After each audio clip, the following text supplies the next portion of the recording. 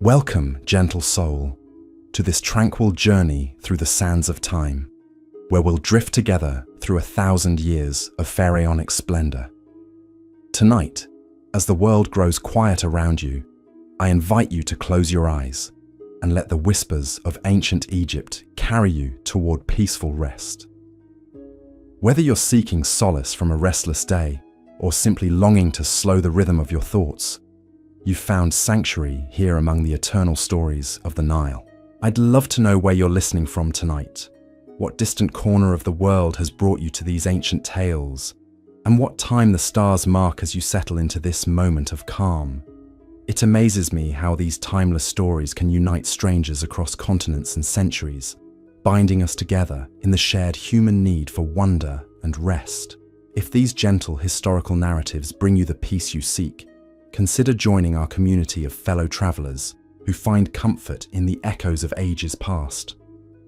This isn't mere fantasy or legend spun from imagination. This was the lived reality of the most powerful civilization the ancient world had ever known, where god-kings ruled from golden thrones and commanded the devotion of millions along the fertile banks of the great river.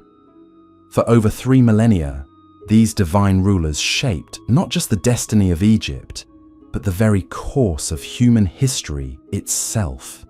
Have you ever wondered how a civilization could maintain unbroken royal lineage for longer than most modern nations have existed?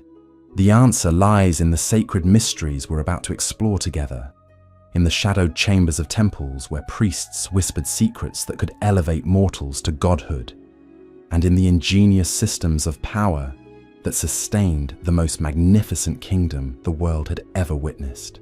What I'm about to reveal will transform your understanding of ancient leadership, divine authority, and the delicate balance between earthly power and cosmic responsibility.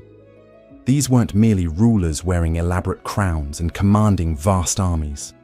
They were living bridges between the mortal realm and the eternal, vessels through which the gods themselves governed the affairs of humanity.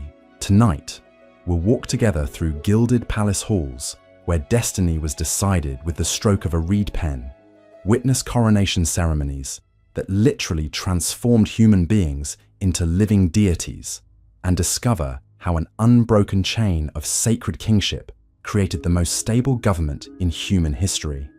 You'll meet the real people behind the legends, understand the intricate rituals that maintained cosmic order, and learn why the pharaoh's divine nature was considered essential for the very survival of civilization itself.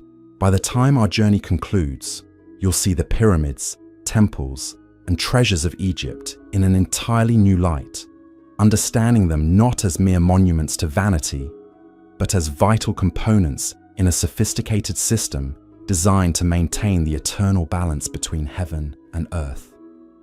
But before we enter the sacred realm of divine kingship, let me paint you the magnificent backdrop against which this 1,000-year drama would unfold. Picture, if you will, the Nile Valley in the year 3100 before the Common Era, when the first pharaoh united the two lands of Upper and Lower Egypt into a single, mighty kingdom. The great river flowed, as it had for millennia, bringing life to an otherwise barren desert landscape, creating a narrow ribbon of emerald fertility that stretched nearly 700 miles from the Mediterranean Sea to the granite cataracts of Aswan.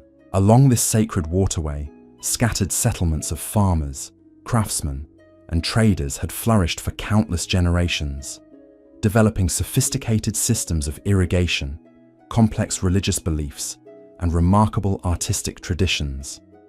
But they remained divided, often warring amongst themselves, their potential greatness fragmented across dozens of independent territories and competing tribal loyalties. The transformation that was about to occur would be nothing short of miraculous. In the space of a single generation, these disparate communities would be forged into the most powerful and enduring empire the ancient world would ever know. The catalyst for this unprecedented unification was a figure whose very name has echoed through history as the embodiment of divine authority and royal power. King Menes, known to later generations as Nama, stood at the confluence of prehistory and recorded time, the first mortal to successfully claim dominion over both the papyrus marshes of the delta and the desert cliffs of Upper Egypt. His conquest was not merely military, though his armies were formidable, nor purely political, though his strategies were brilliant. It was fundamentally spiritual, rooted in revolutionary concepts about the nature of kingship that would define Egyptian civilization for the next 3,000 years. The white crown of Upper Egypt and the red crown of Lower Egypt had been separate symbols of regional authority for centuries before Menes appeared on the stage of history. Local rulers wore these crowns as badges of earthly power, governing their territories through combinations of personal charisma, military strength, and religious tradition. But Menes understood something profoundly different about the nature of legitimate authority. He recognized that true power came not from conquering territory or commanding armies, but from becoming the living embodiment of divine will on earth. When he united the two crowns into the double crown of unified Egypt, he wasn't simply combining political symbols.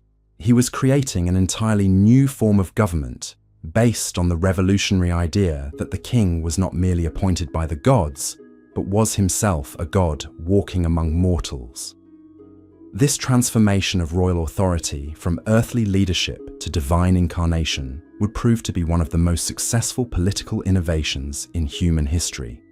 The pharaoh became Horus, the falcon-headed sky god, made manifest in human form. He was the living son of Ra, the sun god, carrying within his mortal body the eternal essence of cosmic order itself. The implications of this divine kingship were staggering in their scope and complexity. Every decision the pharaoh made carried the weight of cosmic significance. His words became divine commands that could not be questioned or disobeyed without risking the fundamental stability of the universe.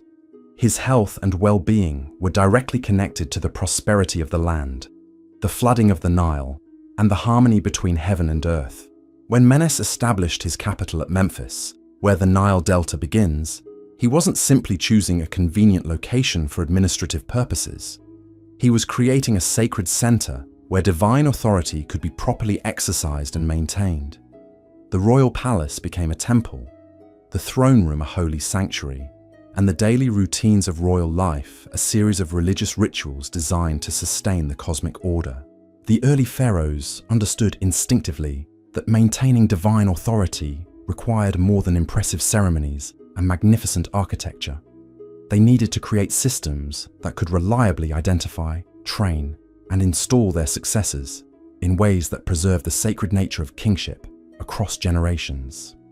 The solution they developed was both elegant and sophisticated, combining hereditary succession with religious validation and popular acceptance. Royal children were raised from birth to understand their cosmic responsibilities. They learned not just the practical skills of administration and military leadership, but the complex theological principles that governed their divine nature. They studied the movements of stars and planets, mastered the intricate rituals required to maintain Ma'at, the cosmic principle of truth and justice, and developed the spiritual discipline necessary to serve as conduits for divine will. The process of royal succession involved elaborate ceremonies designed to transfer divine essence from one pharaoh to the next. These weren't mere symbolic rituals, but transformative experiences that literally changed the fundamental nature of the successor's being. Through sacred rites performed in the innermost chambers of temples, attended only by the highest priests and most trusted advisors, mortal princes were transformed into living gods. The coronation of a new pharaoh represented one of the most significant events in ancient Egyptian society, a moment when the entire cosmic order was renewed and reaffirmed. Preparations for these ceremonies began months in advance, involving artisans, priests, officials, and citizens from across the kingdom in a massive collaborative effort to ensure the successful transition of divine authority. During these preparatory periods, master craftsmen would create the regalia that would adorn the new pharaoh during his transformation. The double crown, combining the white crown of Upper Egypt with the red crown of Lower Egypt, was fashioned with meticulous attention to both aesthetic beauty and symbolic significance. Every curve, every ornament, every precious metal and gemstone was chosen for its ability to channel and focus divine energy.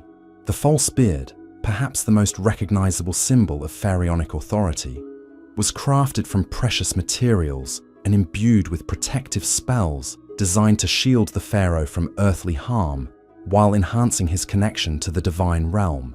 The crook and flail, symbols of the pharaoh's role as shepherd and protector of his people, were created through rituals that consecrated them as actual tools of divine governance. Meanwhile, priests throughout the kingdom performed purification rites and offered prayers to ensure that the gods would accept the new pharaoh and bless his reign with prosperity and stability. These religious preparations were considered absolutely essential, as any disruption in the divine order could result in natural disasters, foreign invasions, or civil unrest that might threaten the very survival of Egyptian civilization. The actual coronation ceremony typically lasted for several days, beginning with ritual purification of the pharaoh-elect in the sacred waters of the Nile. This cleansing was believed to wash away any traces of mere mortality, preparing the candidate's body to receive divine essence. The waters used in these ceremonies were collected from specific locations along the river that had been blessed by generations of priests and were considered to possess particular spiritual potency.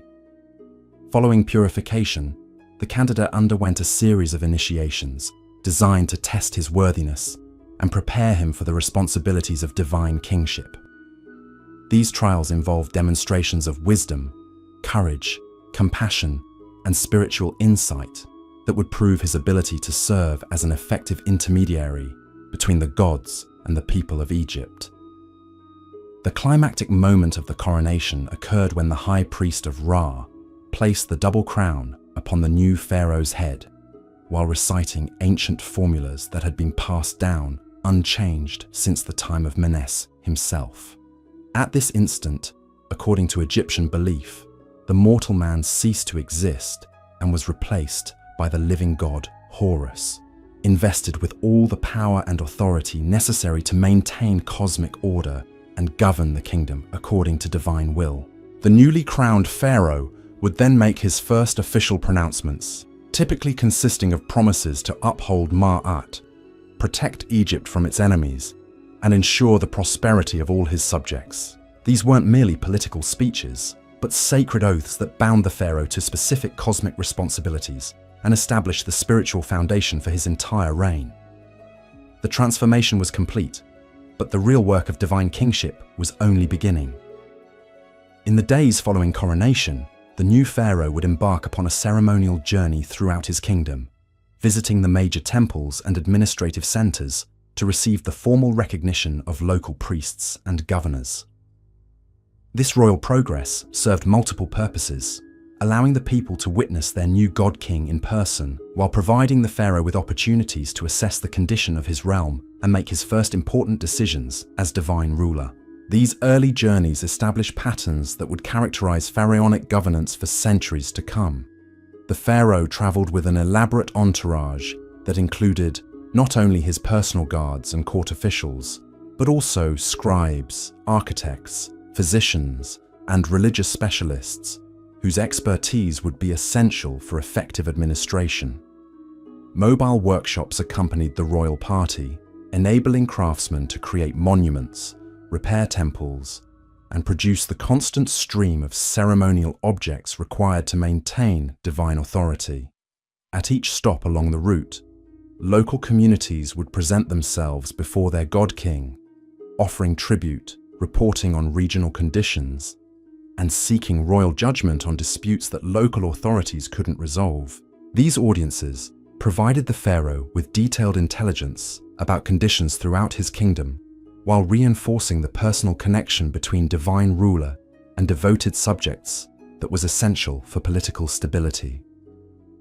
The pharaoh's responses to these local concerns revealed the sophisticated balance between divine authority and practical governance that characterized successful Egyptian kingship. While his words carried the weight of cosmic law, effective pharaohs understood that their divine nature was best expressed through wisdom, justice, and genuine concern for their people's welfare rather than through arbitrary displays of absolute power. During the reign of Djoser, third pharaoh of the Third Dynasty, we witness the emergence of royal administration systems that would define Egyptian governance for millennia. Djoser's reign, beginning around 2670 BCE, marked a revolutionary period in which the pharaoh's divine authority was expressed through unprecedented architectural achievements and innovative approaches to kingdom management that demonstrated the practical applications of cosmic kingship.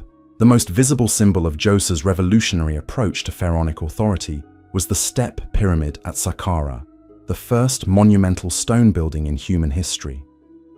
This magnificent structure represented far more than royal vanity or architectural experimentation.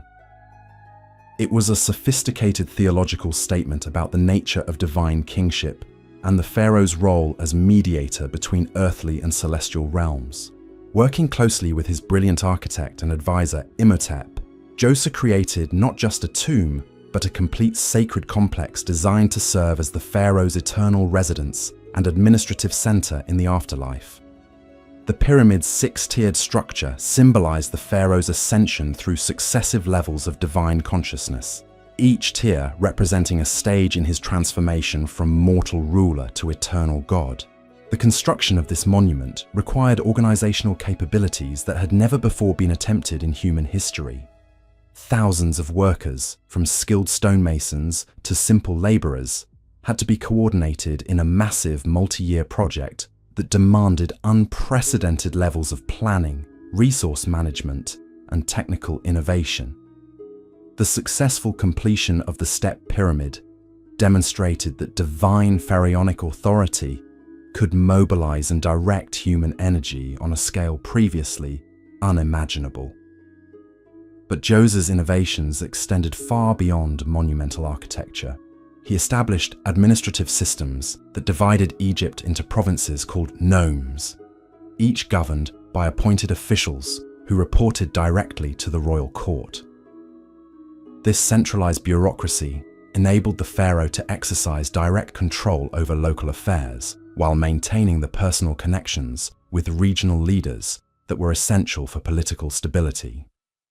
The nome system represented a masterful solution to the fundamental challenge of governing a geographically dispersed kingdom through divine authority. Local governors, known as nomarchs, served as the pharaoh's representatives in their territories, wielding his divine power on his behalf while remaining personally accountable to him for their decisions and actions. This delegation of authority preserved the pharaoh's godlike status while ensuring effective administration of day-to-day governmental functions.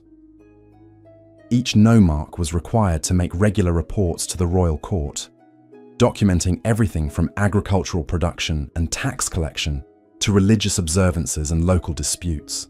These reports were compiled by royal scribes into comprehensive summaries that provided the pharaoh with detailed knowledge of conditions throughout his kingdom, enabling him to make informed decisions about resource allocation, military deployments, and religious policies. The scribal class that emerged during Djoser's reign would become one of the most important and influential groups in Egyptian society, serving as the intellectual backbone of pharaonic administration. These highly educated individuals mastered not only the complex hieroglyphic writing system, but also mathematics, astronomy, medicine, and law.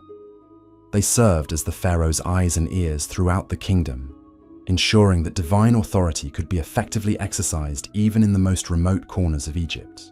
Royal scribes developed sophisticated record-keeping systems that tracked everything from individual citizens' tax obligations to the kingdom's total agricultural output. These administrative archives, maintained in secure chambers within royal palaces and major temples, created an institutional memory that enabled successive pharaohs to build upon their predecessors' achievements and learn from their mistakes. The mathematical precision required for these administrative systems led to remarkable advances in Egyptian science and technology. Scribes developed decimal number systems, geometric principles, and astronomical calculations that enabled them to predict Nile floods, plan agricultural cycles, and design increasingly sophisticated architectural projects. These intellectual achievements were seen not as secular learning, but as divine wisdom channeled through the pharaoh's sacred authority. During the 4th dynasty, beginning around 2613 BCE, pharaonic power reached unprecedented heights under rulers like Sneferu, Khufu, and Khafre, whose reigns marked the golden age of pyramid construction and the apex of Old Kingdom civilization. These pharaohs didn't simply inherit divine authority, they actively expanded and refined it, creating increasingly sophisticated expressions of cosmic kingship that would inspire awe and devotion for thousands of years. Sneferu's reign demonstrated the evolving relationship between pharaonic authority and architectural achievement. His construction of multiple pyramids, including the Bent Pyramid and the Red Pyramid at Dashur, represented experimental approaches to creating perfect geometric forms that could serve as eternal residences for divine kings. Each structure incorporated lessons learned from previous projects, reflecting the pharaoh's commitment to continuous improvement in his sacred responsibilities. The technical challenges involved in these construction projects required the pharaoh to mobilize not only vast numbers of workers, but also the kingdom's most talented engineers, mathematicians, and artisans. Royal workshops developed new tools, techniques, and organizational methods that advanced human knowledge while serving the pharaoh's divine purposes.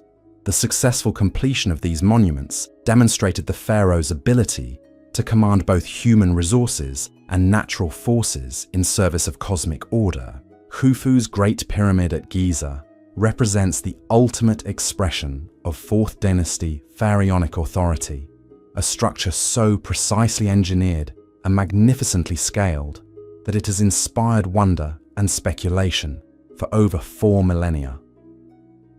Standing at over 480 feet tall and containing more than 2 million stone blocks, each weighing several tons, this monument required organizational capabilities that seem almost impossible even by modern standards.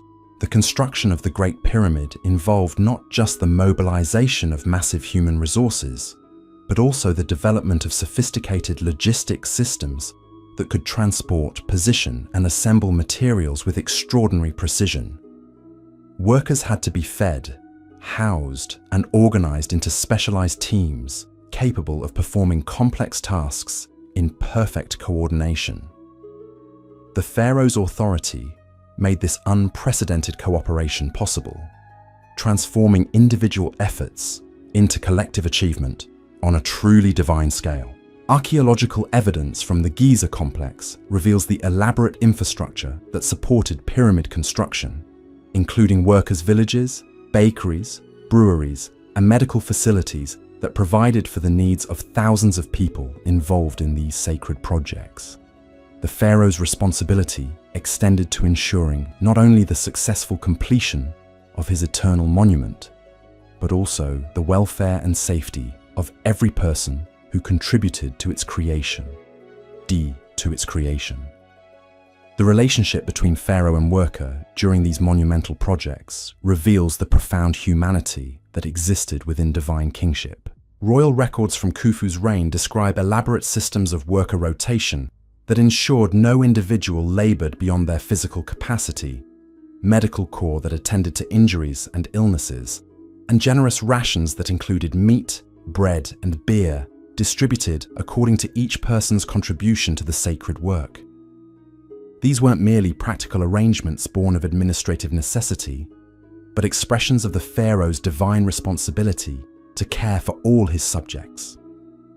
The god king understood that his cosmic authority was validated not through arbitrary displays of power, but through the willing devotion of people who recognized his genuine concern for their welfare. This mutual relationship between divine ruler and devoted subject created bonds of loyalty that sustained Egyptian civilization through centuries of challenge and change. The workers who built the Great Pyramid weren't slaves driven by whips and fear, as popular imagination often suggests, but skilled craftsmen and dedicated laborers who took pride in contributing to their god king's eternal monument. Graffiti discovered within the pyramid's internal chambers reveals work gangs with names like Friends of Khufu and Drunkards of Menkaure, suggesting a spirit of camaraderie and shared purpose that transformed backbreaking labor into acts of religious devotion. The pharaoh's divine nature was expressed not only through his ability to command such massive undertakings, but through his personal involvement in every aspect of the construction process. Khufu regularly visited the Giza site, consulting with architects, encouraging workers, and making decisions about design modifications that required both technical expertise and spiritual insight. His presence transformed the construction site into a sacred space where divine will was made manifest through human effort. The internal chambers of the Great Pyramid reveal sophisticated understanding of both engineering principles and religious symbolism that could only have emerged from the pharaoh's unique position as both earthly ruler and divine being.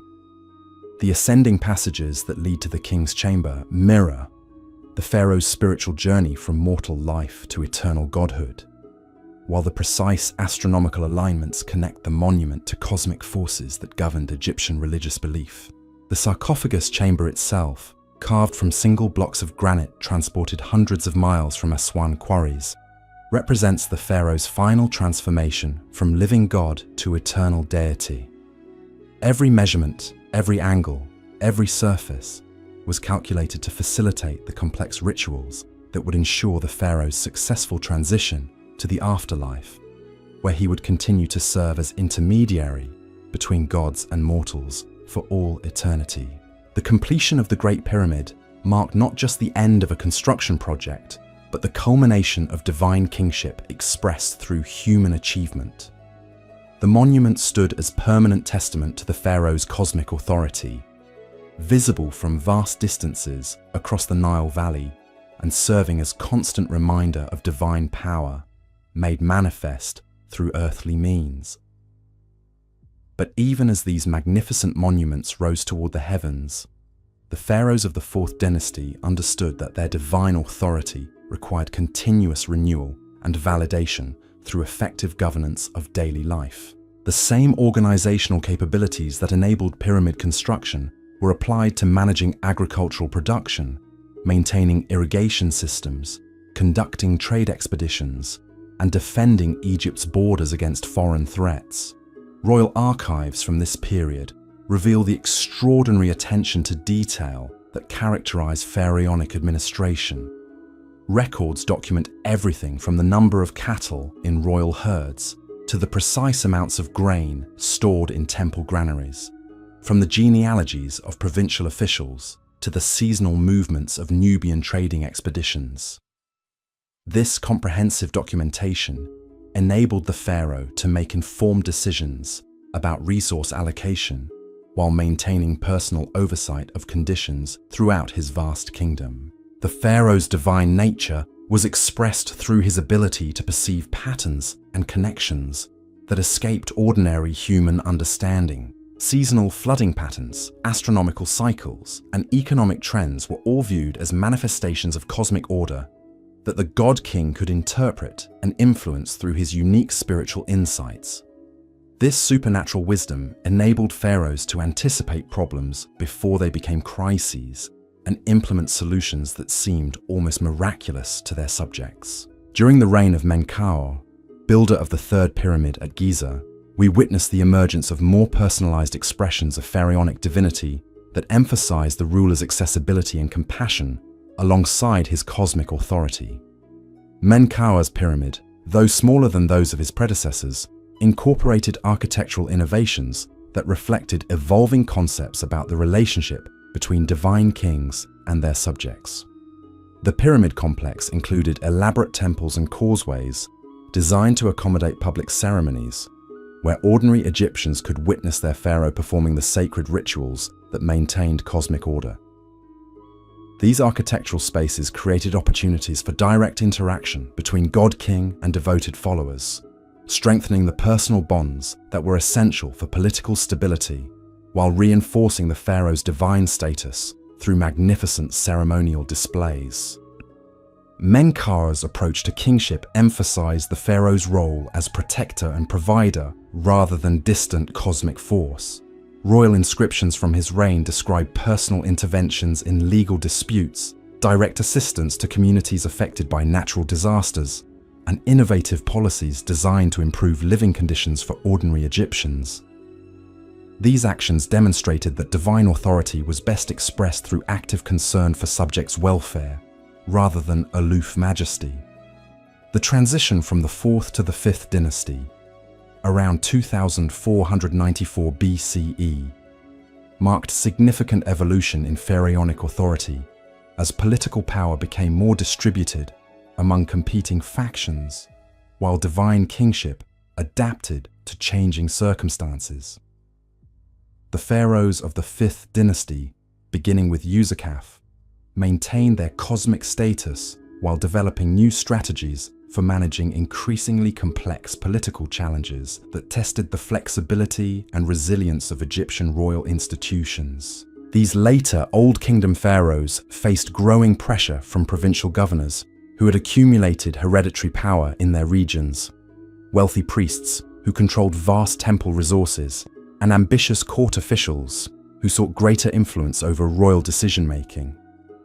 The challenge was maintaining divine authority while accommodating these competing interests in ways that preserved political stability and prevented civil conflict. The solution developed by 5th dynasty pharaohs involved sophisticated balancing acts that distributed benefits and responsibilities among different factions while preserving the pharaoh's ultimate authority as divine arbiter of Egyptian affairs. Provincial governors were granted greater autonomy in local matters, but remained accountable to royal oversight for their most important decisions. Temple priests received expanded resources for religious activities, but were required to support royal policies and provide services to the crown. This evolution in pharaonic governance reflected deeper changes in Egyptian society, as the kingdom's wealth and complexity increased beyond what could be effectively managed through simple divine command. The pharaoh's role gradually shifted from direct administrator of all governmental functions to cosmic coordinator, who ensured harmony among competing interests while maintaining Egypt's fundamental stability and prosperity. The architectural achievements of 5th dynasty pharaohs, while less monumentally scaled than the Giza pyramids, demonstrated continued innovation in expressing divine authority through stone and symbol. Sun temples constructed during this period reflected growing emphasis on the pharaoh's connection to Ra, the sun god, whose daily journey across the sky provided a powerful metaphor for royal responsibility and cosmic renewal.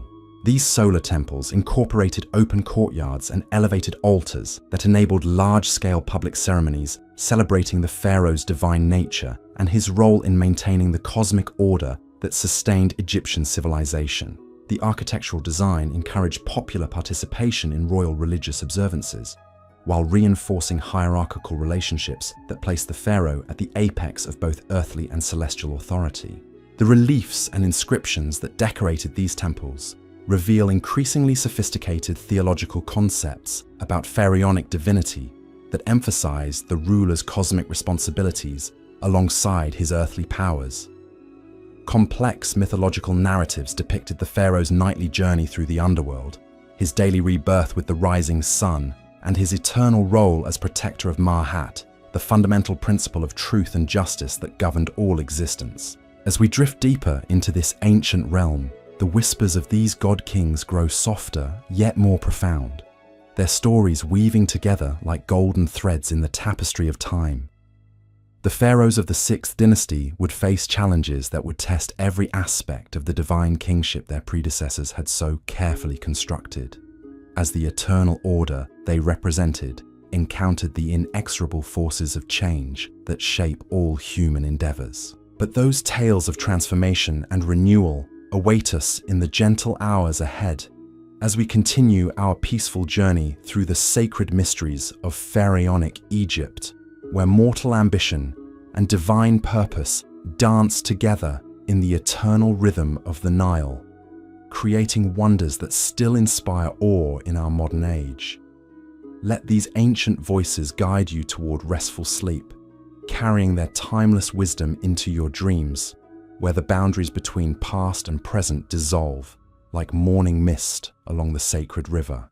The 6th dynasty, beginning around 2345 BCE, would witness both the greatest expressions of pharaonic authority and the first serious challenges to the divine kingship that had sustained Egypt for nearly 8 centuries. As we settle deeper into our nocturnal journey, let us explore how these later Old Kingdom rulers navigated the delicate balance between cosmic responsibility and earthly reality, their reigns marking both triumph and transformation in the eternal story of Egyptian civilization. Pharaoh Teti, the founder of the 6th dynasty, inherited a kingdom that had grown beyond the simple administrative structures of earlier periods. The nome system established by his predecessors had created a network of provincial governors who possessed considerable local authority, while the priestly class had accumulated vast resources through centuries of royal patronage. These developments required new approaches to divine kingship that could accommodate distributed power while preserving the pharaoh's ultimate cosmic authority. Teti's response to these challenges demonstrated the sophisticated political intelligence that characterized successful pharaohs throughout Egyptian history. Rather than attempting to suppress the growing influence of provincial and religious leaders, he chose to incorporate them more fully into royal governance through expanded advisory councils and collaborative decision-making processes. This evolution preserved the pharaoh's divine status, while acknowledging the practical realities of governing an increasingly complex civilization. The royal court during Teti's reign became a magnificent theatre, where divine authority was expressed through elaborate ceremonies that emphasized both the pharaoh's cosmic nature and his accessibility to subjects who sought his wisdom and protection. Daily audiences in the throne room followed ancient protocols that reinforced hierarchical relationships, while providing opportunities for direct communication between God-King and devoted followers. These throne room ceremonies began before dawn, with purification rituals performed by the pharaoh's personal priests, who prepared his divine body to receive the spiritual essence necessary for effective governance. Sacred oils and incense created an atmosphere of holiness that transformed the administrative space into a religious sanctuary where earthly concerns could be addressed through divine wisdom. The pharaoh's appearance in the throne room was itself a carefully orchestrated religious event. Adorned in regalia that symbolized his cosmic responsibilities, he embodied the living presence of divine authority made manifest in human form. The double crown united Upper and Lower Egypt in his person, while the ceremonial beard connected him to the eternal wisdom of his predecessors stretching back to the first divine kings. Petitioners who approached the royal throne underwent elaborate purification procedures designed to prepare them for direct contact with divinity. These weren't merely ceremonial requirements, but essential spiritual preparations that enabled ordinary mortals to communicate effectively with their God-King. The careful attention to ritual detail demonstrated that divine kingship operated according to cosmic laws that required precise observance for successful implementation. The pharaoh's responses to these petitions revealed the sophisticated balance between divine wisdom and practical judgment that characterized effective royal governance. Complex legal disputes, administrative challenges, and resource allocation decisions were addressed through processes that combined supernatural insight with careful analysis of evidence and precedent. The pharaoh's ability to perceive connections and patterns invisible to ordinary understanding enabled him to craft solutions that seemed miraculous to his subjects. Provincial reports delivered during these audiences provided the pharaoh with comprehensive intelligence about conditions throughout his kingdom. Nomarchs traveled to the royal capital with detailed accounts of agricultural production, trade activities, religious observances, and local disputes that required royal attention. These reports enabled the pharaoh to maintain personal oversight of his vast realm while demonstrating his divine omniscience to impressed observers. The information gathered through these administrative processes was compiled by royal scribes into comprehensive archives that served as institutional memory for the kingdom. These records documented everything from individual citizens' genealogies to detailed maps of irrigation systems, creating databases that enabled successive pharaohs to build upon their predecessors' achievements while avoiding their mistakes. During the reign of Pepi I, which began around 2321 BCE, Pharaonic authority faced its first serious external challenges as Nubian kingdoms to the south and Asian territories to the northeast began asserting independence from Egyptian control. These threats required military responses that demonstrated the pharaoh's role as cosmic warrior, defending Ma'at against the forces of chaos that constantly threatened civilized order. Pepi I's military campaigns revealed new dimensions of pharaonic divinity that emphasized the god-king's responsibility to protect Egypt's borders and maintain the cosmic balance that sustained his kingdom's prosperity. Royal inscriptions from this period describe elaborate pre-battle rituals in which the pharaoh personally blessed weapons and warriors, transforming ordinary military equipment into sacred instruments of divine will.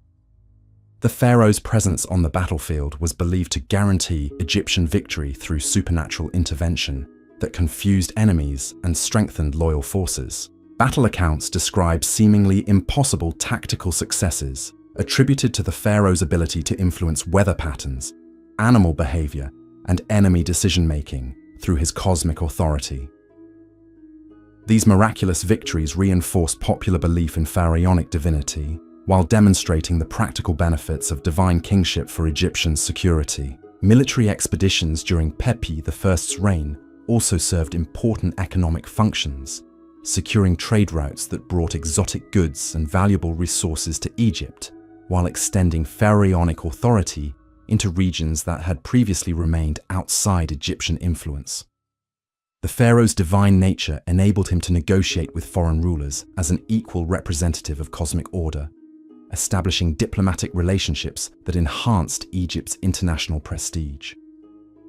The wealth generated through these military and diplomatic successes enabled Pepi I to undertake ambitious construction projects that expressed pharaonic authority through monumental architecture.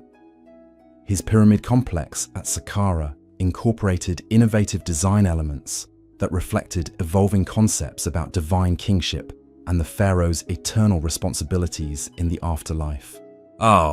The internal chambers of Pepi I's pyramid were decorated with the first extensive collections of pyramid texts, religious inscriptions that detailed the pharaoh's transformation from mortal ruler to eternal deity.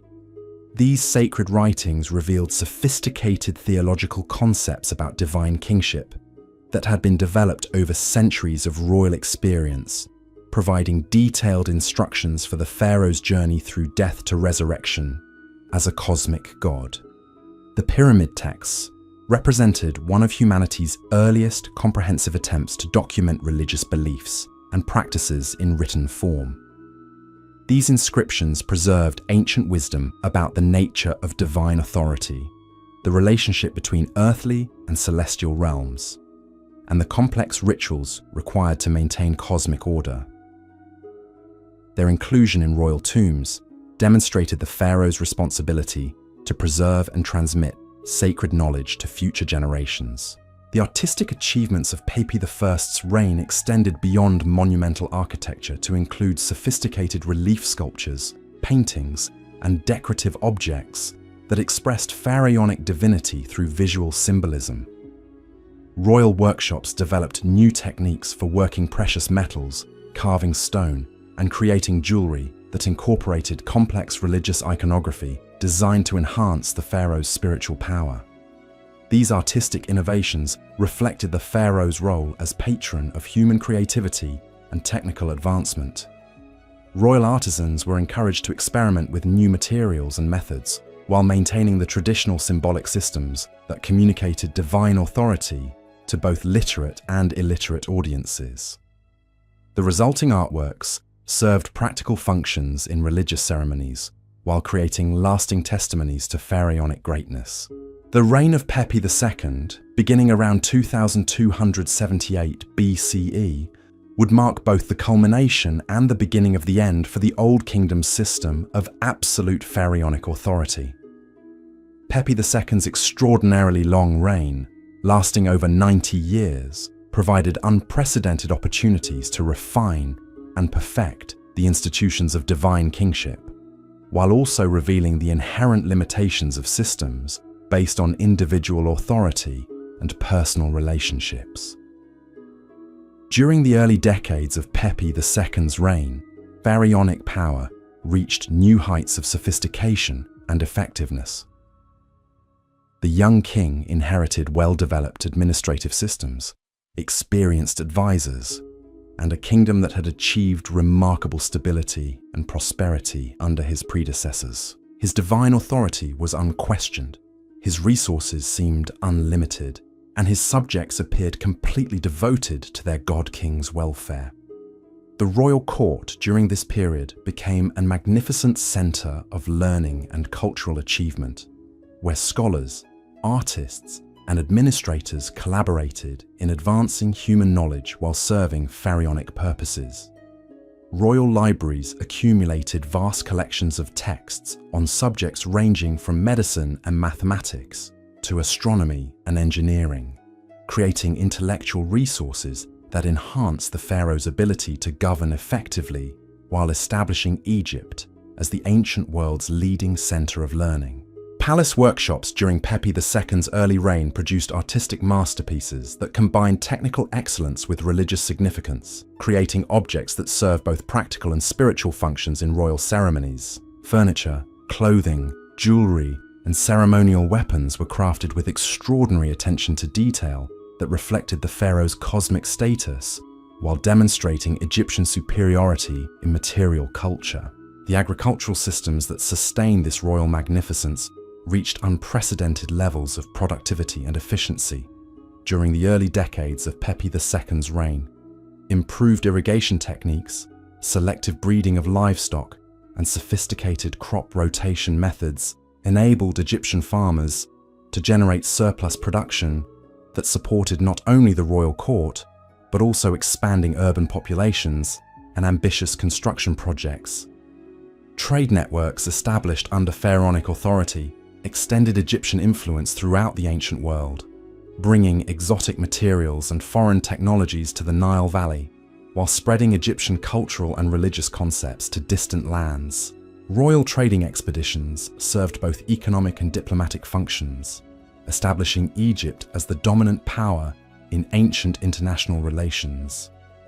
However, as Pepi II's reign extended beyond the normal lifespan of pharaohs, the very longevity that initially seemed to confirm his divine nature began to create unprecedented challenges for the system of personal kingship that had sustained Egyptian civilization for nearly a millennium.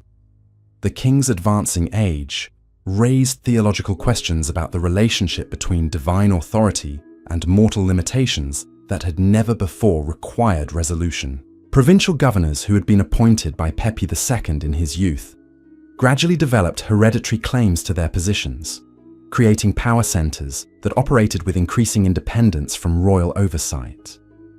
These local dynasties maintained formal loyalty to pharaonic authority while pursuing regional interests that sometimes conflicted with broader kingdom policies. The priestly class, enriched by generations of royal patronage, accumulated resources and influence that enabled them to challenge royal decisions on religious matters that had previously been considered solely within pharaonic authority. Temple complexes became virtual states within the state, controlling vast territories and populations while claiming divine sanction for their independence from secular oversight. Economic pressures created by decades of monumental construction projects, military expeditions, and elaborate court ceremonies gradually strained the agricultural and commercial systems that supported pharaonic government. Tax collection became more difficult as provincial administrators diverted resources to local projects, while maintaining reduced contributions to royal treasuries. Climate changes during the later years of Pepi II's reign brought reduced Nile flooding that affected agricultural productivity throughout the kingdom. These environmental challenges tested the pharaoh's divine authority in ways that had never before occurred, as subjects questioned whether their god-king's cosmic power was sufficient to maintain the natural order that sustained Egyptian civilization. The pharaoh's responses to these mounting challenges revealed both the strengths and limitations of divine kingship as a governmental system. His accumulated wisdom and experience enabled him to craft innovative solutions to unprecedented problems, while his spiritual authority provided stability during periods of uncertainty and change. However, the personal nature of pharaonic government meant that solutions were often temporary expedients rather than permanent institutional reforms. Royal records from the final decades of Pepi II's reign document the pharaoh's growing concern about succession planning and the preservation of divine kingship for future generations. The unprecedented length of his reign had created situations that had never before required resolution, as potential heirs aged beyond their prime while waiting for opportunities to assume royal responsibilities. The theological implications of an elderly pharaoh raised complex questions about the relationship between divine essence and mortal limitations that challenged fundamental assumptions about the nature of pharaonic authority. Royal priests developed new ritual procedures designed to maintain the king's spiritual effectiveness while acknowledging the physical realities of extreme old age. Palace ceremonies during Pepi II's final years emphasized the eternal aspects of pharaonic divinity rather than the temporal manifestations that had previously dominated royal presentation. The pharaoh appeared less frequently in public, while his divine presence was maintained through elaborate proxy systems that enabled continued governance despite physical limitations. As Pepi II's remarkable reign finally drew to its close around 2184 BCE, the kingdom he left behind retained the fundamental structures and beliefs that had sustained Egyptian civilization for nearly a millennium, but these institutions would soon face challenges that would test their resilience and adaptability in ways that would reshape the very nature of pharaonic authority. The transition from the Old Kingdom to the First Intermediate Period would reveal both the enduring power of divine kingship and its vulnerability to forces beyond even godly control. The death of Pepi II marked not just the end of an extraordinarily long reign, but the conclusion of an entire era in Egyptian history. The Old Kingdom system of absolute pharaonic authority, which had created the pyramids, unified the nation, and established Egypt as the ancient world's dominant civilization, now faced its greatest test as competing claimants to divine kingship emerged throughout the fragmented kingdom. Yet even as political authority fragmented and economic systems strained under the weight of change, the essential concept of pharaonic divinity survived these challenges, adapting and evolving in ways that would enable its renewal in different forms. The sacred principles that had sustained Egyptian civilization for 1,000 years would prove more resilient than the specific institutions through which they had been expressed, creating foundations for future resurrections of pharaonic power that would inspire awe and devotion for millennia to come. In the gentle darkness of our shared journey, these ancient echoes of divine authority whisper their timeless truths about power and responsibility, reminding us that even gods must adapt to the changing rhythms of time while maintaining their eternal commitment to the cosmic order that sustains all life. Let these pharaonic voices guide your thoughts toward peaceful rest as we prepare to explore the remarkable renewal of divine kingship that would emerge from the ashes of the Old Kingdom's collapse. The collapse of the Old Kingdom around 2181 BCE did not extinguish the sacred flame of pharaonic divinity, but rather scattered its embers across a fractured landscape where competing rulers claimed the cosmic authority that had once belonged to a single god-king. This period, known to historians as the First Intermediate Period, witnessed the remarkable resilience of divine kingship as it adapted to circumstances that would have destroyed lesser forms of government entirely. In the northern regions around Memphis, descendants of the Old Kingdom royal family maintained claims to pharaonic authority while controlling diminished territories that represented mere fragments of their ancestors' vast domain. These northern rulers preserved the ancient ceremonies and maintained the traditional regalia of divine kingship, performing the sacred rituals that sustained cosmic order even as their earthly power waned to shadows of former glory. Meanwhile, in the southern city of Thebes, ambitious local governors began asserting their own claims to divine authority, arguing that the gods had withdrawn their favor from the northern dynasties and invested it instead in new bloodlines more worthy of cosmic responsibility. These Theban rulers adopted pharaonic titles and symbols while developing innovative approaches to divine kingship that emphasize military prowess and popular support alongside traditional religious validation. The theological implications of multiple simultaneous pharaohs created unprecedented challenges for Egyptian religious thought. How could divine authority be divided without destroying the cosmic unity that pharaonic kingship was designed to maintain? Temple priests throughout the kingdom grappled with these questions while developing sophisticated explanations that preserve the essential nature of divine rule despite its fragmented political expression. Some priestly scholars argued that the gods had temporarily withdrawn from direct earthly involvement, leaving mortal rulers to compete for eventual restoration of true divine authority. Others suggested that cosmic order required periodic testing through conflict, with legitimate pharaonic power ultimately emerging through victory over false claimants. These theological debates reflected genuine attempts to preserve sacred principles while adapting them to unprecedented circumstances. The common people of Egypt, caught between competing claims to divine authority, developed pragmatic approaches to royal loyalty that emphasized local conditions over abstract theological principles. Communities supported whichever ruler could provide effective governance, military protection, and economic stability, regardless of their genealogical connections to ancient pharaonic bloodlines or their ability to perform traditional religious ceremonies. This popular pragmatism created opportunities for capable leaders to establish legitimate authority through demonstrated competence rather than inherited status. Provincial governors who could maintain irrigation systems, protect trade routes, and resolve local disputes gradually gained recognition as legitimate rulers, even without traditional pharaonic credentials or elaborate coronation ceremonies. The military dimension of divided pharaonic authority led to innovations in warfare that would influence Egyptian military organization for centuries to come. Competing rulers needed professional armies capable of rapid deployment and sustained campaigns, leading to developments in weapons technology, tactical organization, and logistical support that enhanced Egyptian military capabilities even during periods of political fragmentation.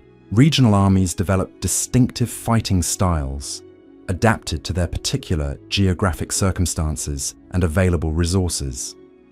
Northern forces emphasized heavily armored infantry, suitable for battles in the flat delta region, while southern armies specialized in mobile cavalry tactics effective in the rocky terrain of Upper Egypt. These military innovations reflected the adaptive nature of Egyptian civilization under pressure. The economic challenges of maintaining multiple royal courts simultaneously strained traditional systems of taxation and resource allocation that had been designed to support a single central government. Regional rulers needed to develop alternative approaches to generating revenues while providing the magnificent displays that validated their claims to divine authority. Local rulers began emphasizing direct relationships with their subjects, rather than relying solely on the distant mystique that had characterized Old Kingdom pharaohs. They appeared more frequently at public ceremonies, participated personally in religious festivals, and involved themselves directly in resolving disputes and addressing community needs. This accessibility created stronger bonds between rulers and subjects, while maintaining the essential dignity required for divine kingship. Trade relationships during the first intermediate period reflected the fragmented nature of political authority as different regions developed independent commercial networks suited to their particular resources and strategic positions. Northern territories maintained traditional connections with Mediterranean partners, while southern regions expanded relationships with Nubian kingdoms and African trading networks. These diverse commercial relationships brought new influences into Egyptian culture that would enrich Pharaonic civilization, even as political unity remained elusive. Foreign artistic styles, religious concepts, and technological innovations entered Egypt through multiple channels, creating cultural diversity that enhanced rather than threatened traditional Egyptian identity. The architectural achievements of First Intermediate Period rulers, while less monumentally scaled than Old Kingdom pyramids, demonstrated continued commitment to expressing divine authority through permanent construction projects. Regional rulers built temples, tombs, and administrative complexes that reflected their cosmic responsibilities while adapting to reduced resources and local materials. These smaller-scale projects often showed greater attention to artistic detail and innovative design elements than their massive predecessors. Freed from the constraints of established architectural traditions, regional builders experimented with new approaches to sacred space that would influence later pharaonic construction projects throughout Egyptian history. The literary achievements of this period reveal sophisticated attempts to preserve and transmit pharaonic ideology despite political fragmentation. Scribes throughout the kingdom continued composing royal inscriptions, religious texts, and administrative documents that maintained traditional forms while adapting their content to contemporary circumstances. These writings demonstrate the intellectual vitality that persisted throughout the First Intermediate Period, as scholars worked to understand and explain the challenges facing pharaonic civilization. Their efforts to reconcile traditional beliefs with contemporary realities created new frameworks for understanding divine kingship that would prove essential for its eventual restoration.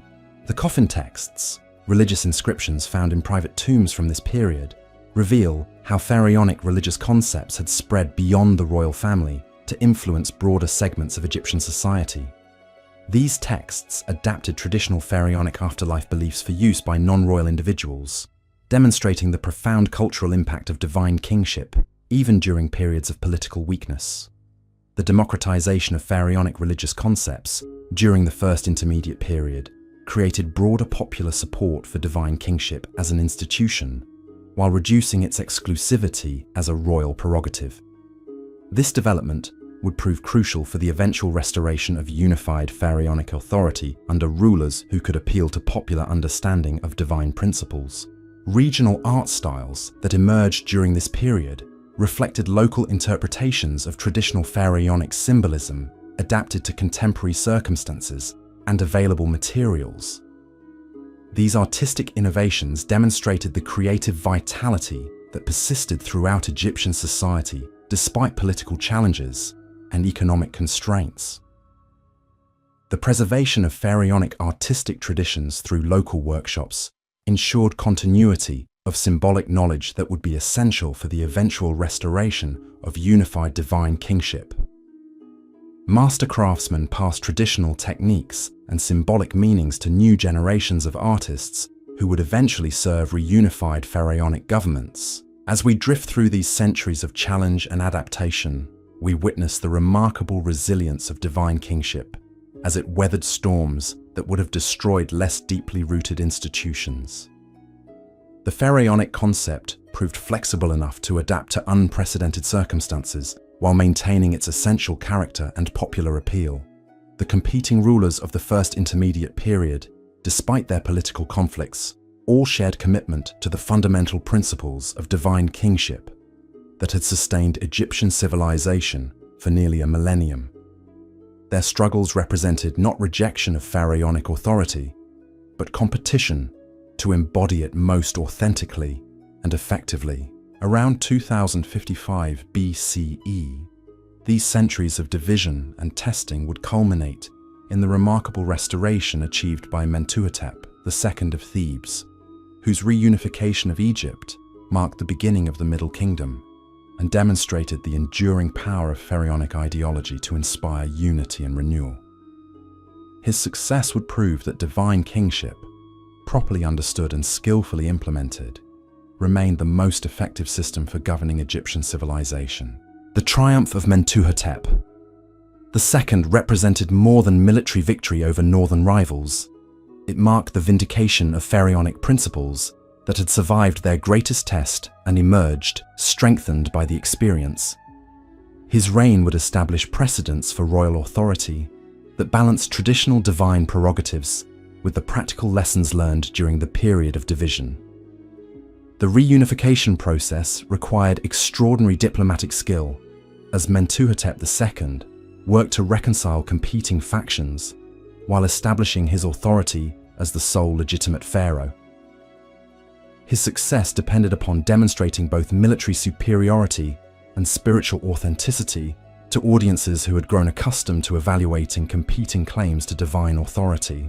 The coronation ceremonies that marked Mentuhotep II's achievement of unified rule incorporated elements from both northern and southern traditions, while introducing innovations that reflected lessons learned during the first intermediate period. These rituals emphasized popular participation alongside priestly validation, creating broader foundations for pharaonic authority. The administrative systems established by the reunified kingdom balanced central royal authority with regional autonomy in ways that prevented the excessive concentration of power that had contributed to the Old Kingdom's collapse. Provincial governors retained significant local authority while remaining clearly subordinate to pharaonic oversight and direction. Military reforms implemented during Mentuhotep II's reign created professional forces capable of maintaining internal unity while defending Egypt against foreign threats that had exploited the kingdom's previous weakness. These innovations established patterns of military organization that would characterize pharaonic armies throughout the Middle Kingdom period. The economic policies of the reunified kingdom emphasized sustainable prosperity rather than the monumental expenditures that had strained Old Kingdom resources. Royal construction projects were carefully planned to provide employment and demonstrate pharaonic power without exhausting the agricultural surplus that sustained Egyptian civilization. Religious reforms during this period strengthened the theological foundations of divine kingship while incorporating regional variations that had emerged during the first intermediate period. The pharaoh's cosmic authority was reaffirmed while acknowledging the spiritual insights that had developed in different parts of the kingdom during the centuries of division. The cultural renaissance that accompanied political reunification demonstrated the creative potential that had been constrained by political fragmentation. Royal patronage supported artists, writers, and scholars whose works celebrated the restoration of pharaonic unity while exploring new expressions of traditional themes. As Mentuhotep II's reign established the foundations for Middle Kingdom prosperity, the lessons learned from the first intermediate period created a more mature understanding of divine kingship that balanced cosmic authority with practical governance. The pharaohs who would follow would inherit not only restored political unity, but also deeper wisdom about the responsibilities and limitations of divine rule. In the gentle currents of our midnight journey, these voices from Egypt's age of testing whisper their hard-won wisdom about resilience, adaptation, and the enduring power of sacred principles to survive even the most challenging circumstances. Their experiences remind us that true strength lies not in avoiding difficulties, but in learning from them while maintaining faith in fundamental truths that transcend temporary setbacks. Let these ancient lessons guide your thoughts toward peaceful rest as we prepare to explore the golden age of the Middle Kingdom, when pharaonic authority would achieve new heights of sophistication and effectiveness through the integration of traditional wisdom with innovative approaches to divine governance. The god-kings who would emerge from this crucible of challenge would prove worthy heirs to the eternal legacy of pharaonic divinity. The Middle Kingdom pharaohs, beginning with the 11th dynasty's triumph, would demonstrate that divine kingship could evolve and strengthen through adversity, while maintaining its essential character as the cosmic foundation of Egyptian civilization. Their achievements would inspire generations of successors while providing timeless examples of how sacred authority could adapt to changing circumstances without compromising its fundamental principles. The Middle Kingdom pharaohs understood that divine authority required more than magnificent ceremonies and monumental architecture. It demanded genuine wisdom in balancing competing interests while maintaining the cosmic order that sustained Egyptian civilization. Pharaoh Amenemhat I, who established the 12th dynasty around 1991 BCE, embodied this sophisticated approach to divine kingship through innovative policies that strengthened royal authority while addressing the regional concerns that had contributed to the First Intermediate Period's fragmentation. Amenemhat I's approach to governance reflected profound understanding of the lessons learned during the centuries of division. Rather than attempting to restore the absolute centralization that had characterized Old Kingdom administration, he developed systems that preserved essential royal prerogatives while accommodating legitimate regional interests and local traditions that had taken root during the period of political fragmentation. The capital he established at Itj-Tawi, strategically located between Upper and Lower Egypt, symbolized his commitment to unifying the kingdom through balanced representation rather than northern or southern dominance. This new royal city was designed not merely as an administrative center, but as a sacred space where divine authority could be exercised in ways that acknowledged the diverse constituencies that comprised the reunified kingdom. The architecture of Itj-Tawi incorporated design elements from both traditional pharaonic monuments and regional styles that had emerged during the First Intermediate Period. Palace complexes combined the grandeur necessary for divine kingship with accessibility features that enabled more direct interaction between the pharaoh and his subjects. Throne rooms were designed to accommodate larger audiences while maintaining the ceremonial dignity required for royal appearances. Royal workshops established in the new capital brought together master craftsmen from throughout the kingdom, creating collaborative environments where traditional techniques were refined through exposure to regional innovations. These artistic collaborations produced distinctive Middle Kingdom styles that celebrated pharaonic divinity while incorporating decorative elements that reflected the cultural diversity of the reunified realm. The administrative systems implemented by Amenemhat I demonstrated remarkable sophistication in balancing centralized oversight with regional autonomy. Provincial governors retained significant authority over local affairs, while being required to participate in expanded royal councils that ensured coordination between different parts of the kingdom. These councils served both practical administrative functions and symbolic purposes, reinforcing the unity of the realm under pharaonic authority. Royal appointments during this period emphasized competence and loyalty over hereditary claims, reflecting lessons learned about the dangers of allowing provincial positions to become independent power centers. However, Amenemhat I was careful to reward existing regional leaders who demonstrated commitment to unified governance rather than simply replacing them with royal appointees who lacked local knowledge and support. The military reforms implemented during the early Middle Kingdom created professional forces that could maintain internal stability while defending against foreign threats that had exploited Egypt's previous weakness. These armies combined traditional Egyptian tactics with innovations learned from foreign opponents during the First Intermediate Period, creating more versatile and effective fighting forces. Military service during this period became a pathway for social advancement that enabled talented individuals from modest backgrounds to achieve positions of responsibility and respect within pharaonic government. This meritocratic approach to military promotion created bonds of personal loyalty between the pharaoh and his officers, while ensuring that defensive capabilities were based on competence rather than social status alone. The economic policies of Amenemhat I's reign emphasized sustainable development that could support royal magnificence without exhausting the agricultural and commercial resources that sustained Egyptian civilization. Construction projects were planned to provide employment during periods when agricultural work was seasonal, while creating permanent improvements to irrigation systems, transportation networks, and urban infrastructure. Trade relationships during the early Middle Kingdom expanded beyond traditional patterns to include new partnerships with kingdoms in Nubia, the Levant, and the Eastern Mediterranean. These commercial networks brought exotic goods and foreign technologies to Egypt while extending pharaonic influence through peaceful economic relationships rather than military conquest alone.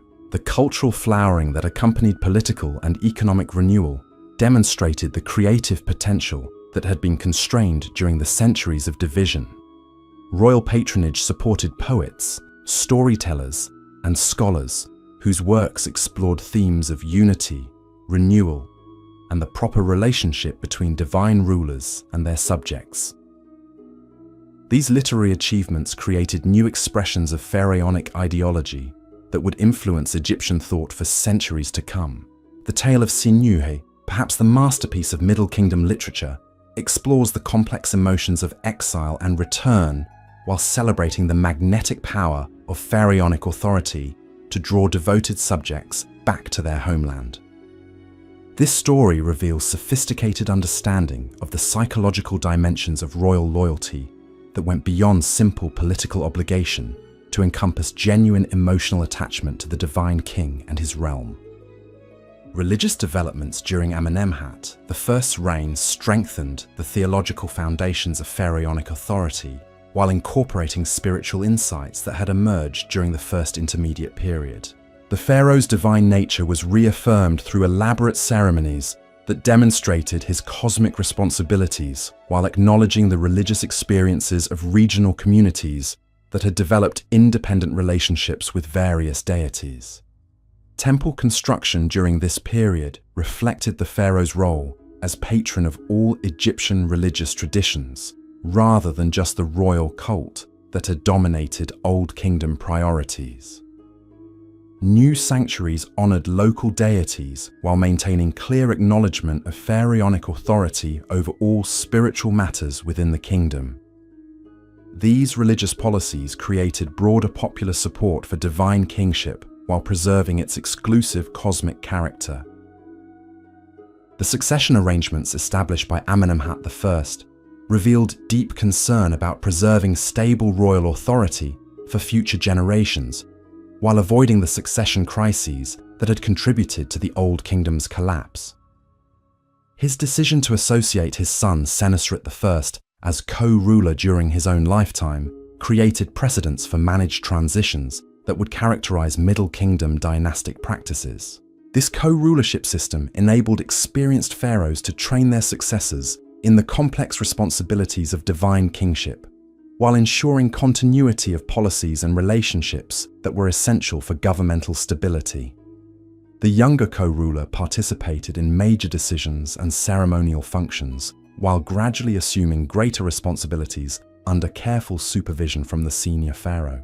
The assassination of Amenemhat I in 1962 BCE, despite these careful succession preparations, demonstrated that even the most sophisticated divine kingship remained vulnerable to political violence from individuals who rejected the cosmic order that pharaonic authority represented. However, the smooth transition to sole rule by Senusret I proved that the institutional foundations of Middle Kingdom governance were strong enough to survive such challenges. Senusret I's response to his father's murder revealed the mature understanding of royal responsibility that characterized Middle Kingdom pharaohs. Rather than launching indiscriminate purges or retreating into defensive isolation, he used the crisis as an opportunity to strengthen the bonds between the royal family and loyal subjects, while demonstrating that divine authority could not be destroyed through violence against individual rulers. The military campaigns that Senusret I conducted during the early years of his sole reign served multiple purposes beyond simple territorial expansion. These expeditions demonstrated pharaonic power to potential enemies, while providing opportunities for loyal subjects to gain wealth and honor through service to their divine king. The successful outcomes reinforced popular confidence in royal authority, while deterring future assassination attempts. The architectural achievements of Senusret I's reign reflected both continuity with his father's policies and innovations that expressed his personal vision of pharaonic authority. His pyramid complex at Lisht incorporated traditional design elements while introducing refinements that demonstrated the continuing evolution of royal tomb architecture. The surrounding structures created elaborate ceremonial spaces for rituals that celebrated the pharaoh's eternal nature. The White Chapel, constructed at Karnak during Senusret, the first reign, exemplified the sophisticated artistic achievements of Middle Kingdom royal workshops.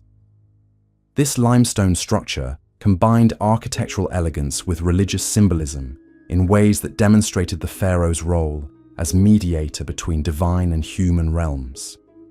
Every surface was decorated with scenes depicting royal religious ceremonies and divine endorsements of pharaonic authority. The hieroglyphic inscriptions that covered these monuments revealed the literary sophistication that characterized Middle Kingdom royal compositions.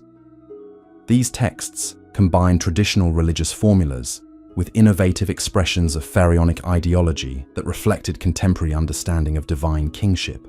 The language itself became more nuanced and expressive, enabling more complex theological and political concepts to be preserved in permanent form. Provincial monuments commissioned during Senusret I's reign demonstrated the successful balance between central authority and regional recognition that characterized Middle Kingdom governance. Local governors were encouraged to construct tombs and temples that celebrated their service to the pharaoh, while acknowledging their subordinate status within the cosmic hierarchy that placed divine kingship at its apex. The artistic styles that emerged in these provincial monuments revealed creative synthesis between traditional royal iconography and regional artistic traditions. Local craftsmen adapted pharaonic symbols to express their particular cultural perspectives while maintaining clear acknowledgement of royal authority. This artistic diversity enriched Egyptian visual culture while reinforcing political unity under divine kingship. The expansion of Egyptian influence into Nubia during Senusret I's reign demonstrated the military and diplomatic capabilities that enabled Middle Kingdom pharaohs to project power beyond Egypt's traditional borders. These southern campaigns secured access to gold deposits and exotic materials, while establishing Egyptian administrative presence in territories that would remain under pharaonic control for centuries. The fortresses constructed along the Nubian frontier during this period revealed sophisticated understanding of military engineering and strategic planning that enabled relatively small Egyptian garrisons to control vast territories. These installations served not only defensive purposes, but also as centers for trade and cultural exchange that extended Egyptian influence through peaceful as well as military means. The relationship between pharaonic authority and Nubian populations during the Middle Kingdom demonstrated the adaptive nature of Egyptian imperial policies.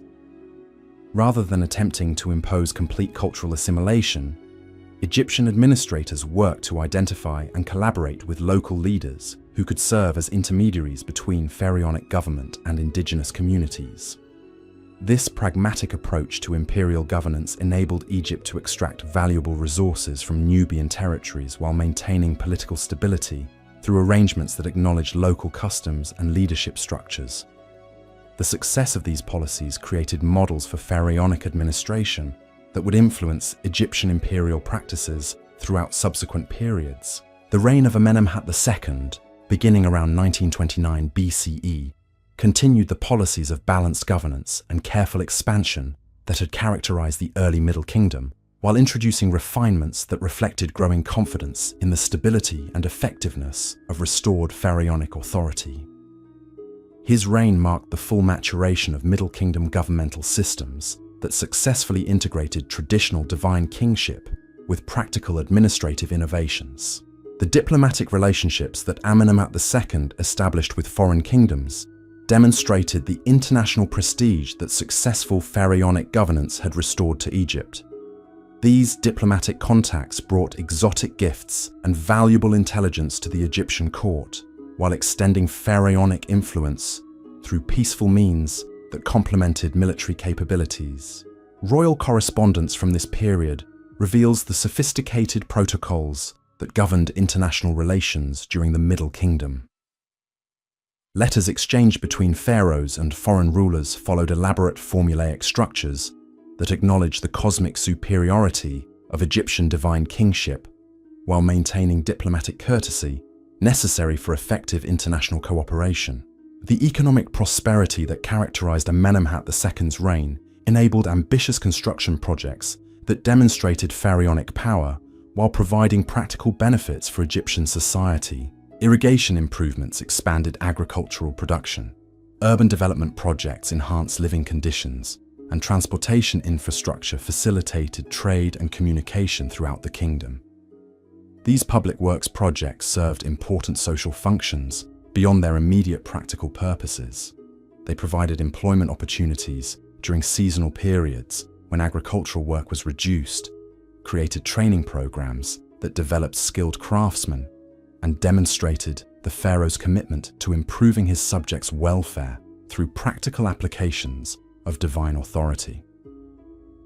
The artistic achievements supported by royal patronage during this period reflected the cultural confidence that accompanied political and economic success. Sculptors, painters, and decorative artists developed distinctive Middle Kingdom styles that celebrated pharaonic divinity while exploring themes of renewal, prosperity, and cosmic harmony that resonated with contemporary experiences. The portrait sculptures of Middle Kingdom pharaohs revealed evolving concepts about the relationship between divine authority and human personality. These works combined idealized representations of cosmic kingship with realistic details that acknowledged the individual characteristics of specific rulers. The resulting artistic synthesis created more psychologically complex images of pharaonic authority than had characterized earlier periods. The literary works commissioned during Amenemhat II's reign explored sophisticated themes about the nature of royal responsibility and the proper relationship between pharaohs and their subjects. These compositions combined entertainment value with didactic purposes, creating engaging narratives that transmitted important cultural values while celebrating the achievements of divine kingship.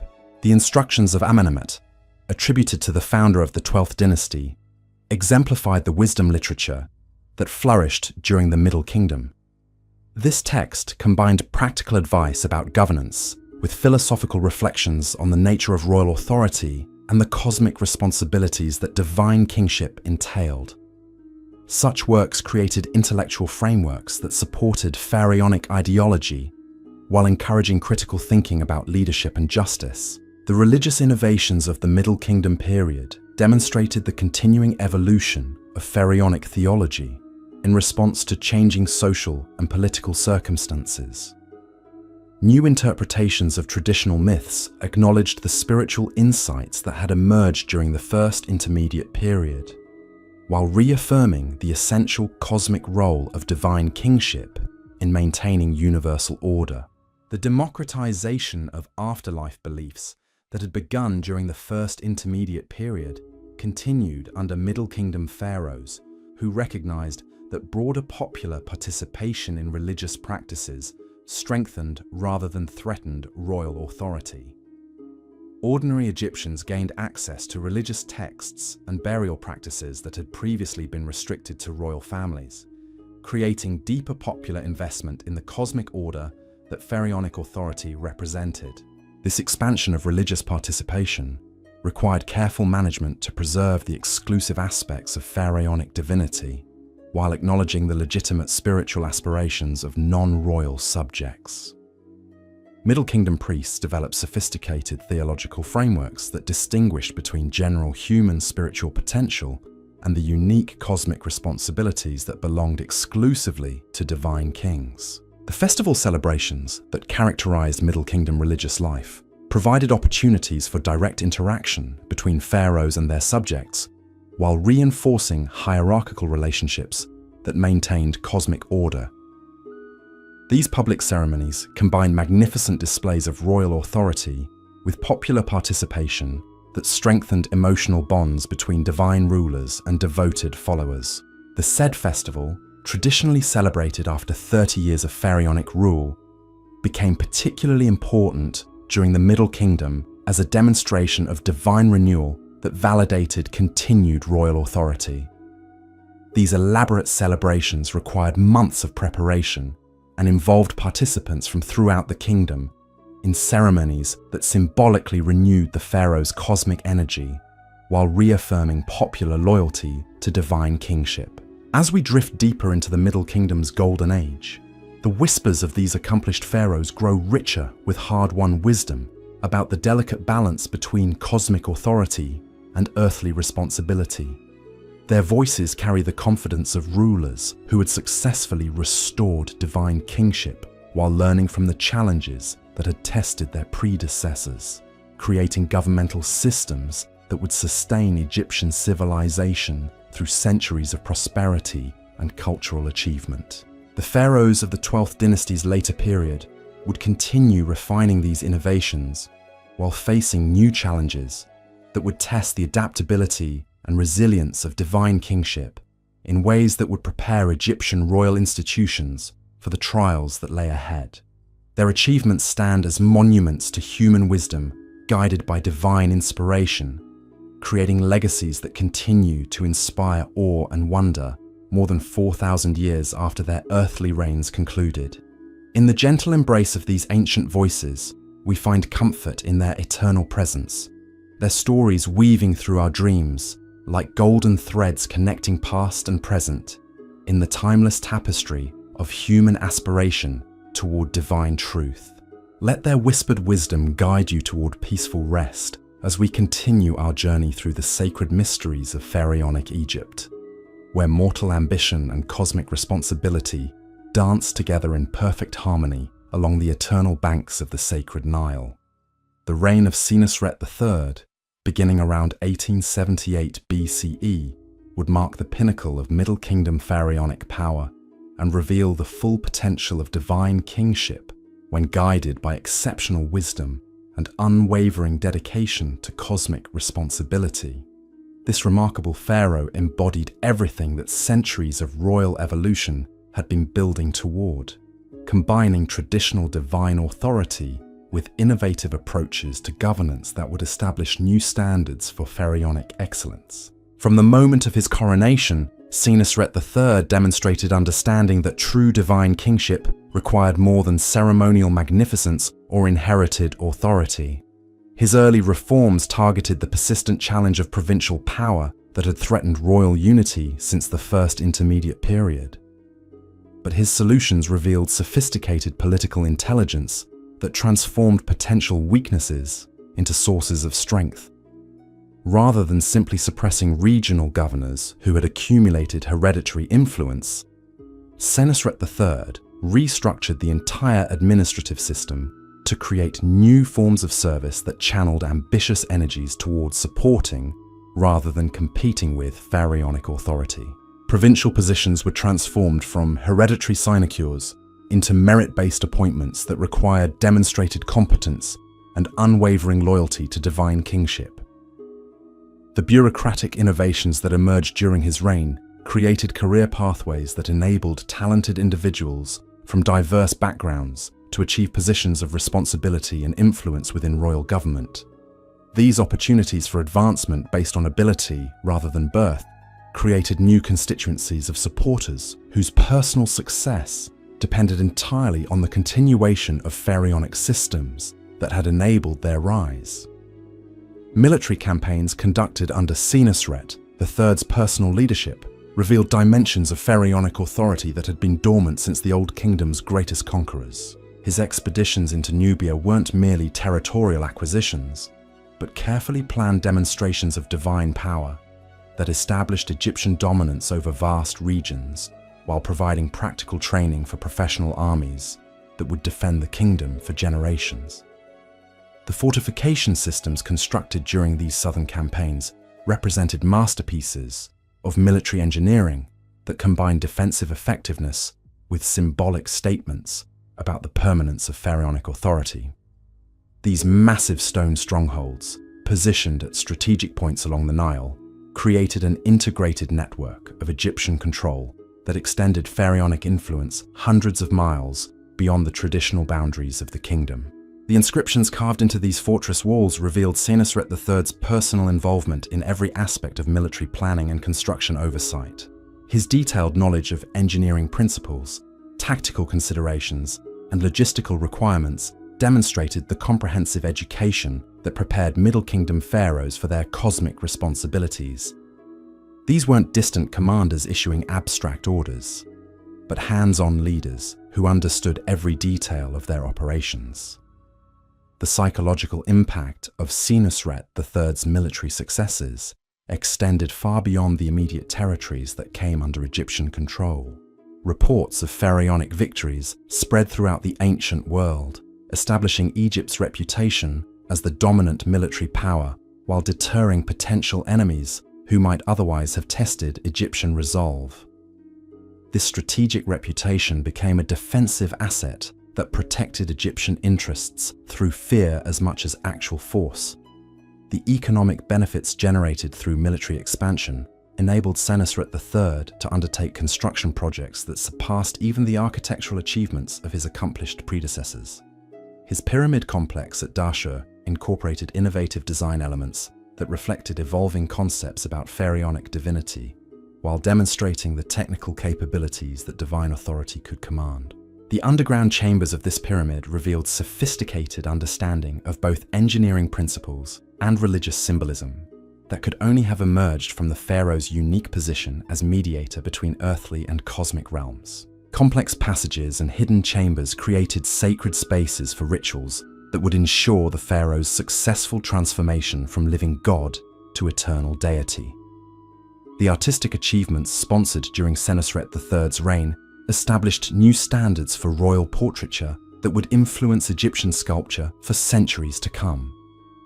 His portrait statues revealed psychological depth and individual character that transcended traditional idealized representations of pharaonic authority, creating more human and accessible images of divine kingship without compromising its cosmic dignity. These sculptural innovations reflected the pharaoh's understanding that effective divine authority required genuine connection with subjects who needed to see their god-king as both supremely powerful and genuinely concerned about their welfare.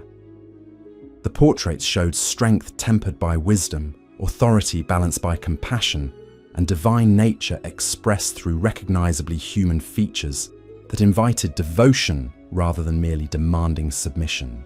The administrative reforms that Senusret III implemented during the middle years of his reign created governmental systems that would survive virtually unchanged for centuries, demonstrating institutional innovation of the highest order. His division of Egypt into administrative departments overseen by royal appointees eliminated the regional power centers that had repeatedly threatened pharaonic unity, while ensuring effective local governance through qualified professionals. These new administrative structures combined centralized oversight with local responsiveness in ways that maximized both efficiency and popular satisfaction. Citizens could access royal justice through local representatives, while knowing that their concerns would receive attention from officials who answered directly to divine authority. The system created unprecedented levels of governmental accountability, while maintaining appropriate respect for pharaonic dignity. The legal reforms accompanying these administrative changes established comprehensive law codes that standardized procedures throughout the kingdom while preserving regional customs that didn't conflict with royal authority. These legal innovations created more predictable and fair judicial processes that enhanced popular confidence in pharaonic justice, while providing clear guidelines for officials who administered royal authority in distant provinces. Royal courts established during this period became models of judicial excellence that combined rigorous attention to evidence with compassionate consideration of individual circumstances. Judges appointed by the pharaoh were required to demonstrate both legal knowledge and moral character that would enable them to serve as worthy representatives of divine justice in their communities. The international relationships that Senusret III cultivated during his reign elevated Egypt to unprecedented levels of diplomatic prestige and commercial advantage. His correspondence with foreign rulers revealed sophisticated understanding of international politics that enabled Egypt to achieve strategic objectives through negotiation as well as military pressure when necessary. Trade agreements negotiated during this period brought exotic goods and valuable resources to Egypt while extending pharaonic influence throughout the ancient world. These commercial relationships created networks of mutual interest that strengthened Egyptian security while demonstrating the practical benefits of maintaining peaceful relations with divine kingship. The cultural flowering that accompanied political and economic success during Senusret III's reign produced literary and artistic achievements that would be remembered as classics of Egyptian civilization. Royal patronage supported poets, historians, and scholars whose works celebrated pharaonic accomplishments while exploring universal themes about leadership, justice, and the proper relationship between rulers and subjects. The educational institutions that emerged during this period created systematic approaches to training the administrators, priests, and specialists who were essential for effective pharaonic government. These schools combined practical instruction in reading, writing, and mathematics with philosophical education about the cosmic principles that govern divine kingship and justified royal authority. Students who completed these educational programs formed an intellectual elite that shared common understanding of pharaonic ideology and governmental procedures. This educational standardization created greater consistency in administrative practices while ensuring that royal policies were implemented by officials who genuinely understood and supported the principles underlying divine kingship. The religious developments that occurred during Senusret III's reign strengthened the theological foundations of pharaonic authority while accommodating popular spiritual needs that had emerged during the centuries since the Old Kingdom's collapse. New interpretations of traditional myths emphasized the pharaoh's role as protector and provider rather than distant cosmic force, creating more accessible concepts of divine kingship. Temple construction during this period reflected the pharaoh's commitment to honoring all Egyptian deities while maintaining clear acknowledgement of royal authority over religious matters. New sanctuaries combined architectural magnificence with practical functionality that enabled more elaborate ceremonies and larger congregations to participate in religious observances. The priestly training programs established during Senusret III's reign created more educated and disciplined religious professionals who could effectively support pharaonic authority while meeting the spiritual needs of local communities. These priests underwent rigorous education in theology, ritual procedures, and administrative skills that enabled them to serve as effective representatives of divine kingship in religious contexts. The festival celebrations that characterized religious life during this period provided opportunities for magnificent displays of royal authority combined with popular participation that strengthened emotional bonds between the pharaoh and his subjects. These ceremonies required months of preparation and involved craftsmen, musicians, and performers from throughout the kingdom in collaborative efforts that celebrated pharaonic divinity. The agricultural innovations that Senusret III promoted during his reign increased food production, while reducing the labor required for farming, freeing human resources for construction projects and military service that advanced royal objectives. New irrigation techniques and crop varieties enhanced the prosperity that sustained pharaonic magnificence while improving living conditions for ordinary Egyptians. The transportation improvements completed during this period facilitated trade and communication throughout the kingdom, while demonstrating pharaonic commitment to practical projects that benefited all subjects. New roads, bridges, and canal systems reduced travel times and shipping costs, while creating employment opportunities for craftsmen and laborers who gained skills through royal service. Urban development projects in major cities created more comfortable and attractive living environments, while providing settings for the ceremonies and administrative functions that were essential for effective pharaonic government. Palace complexes combined residential comfort with ceremonial grandeur that enabled the pharaoh to maintain appropriate dignity while remaining accessible to subjects who required royal attention. The technological innovations that emerged during Senusret III's reign reflected the creative potential that flourished under royal patronage, combined with practical necessity. New tools, weapons, and construction techniques enhanced Egyptian capabilities, while demonstrating the benefits of divine authority that could mobilize and direct human intelligence toward productive purposes. Medical advances during this period created more effective treatments for diseases and injuries that had previously caused unnecessary suffering and death. Royal physicians developed new surgical procedures and pharmaceutical preparations, while establishing medical schools that trained practitioners who could serve communities throughout the kingdom.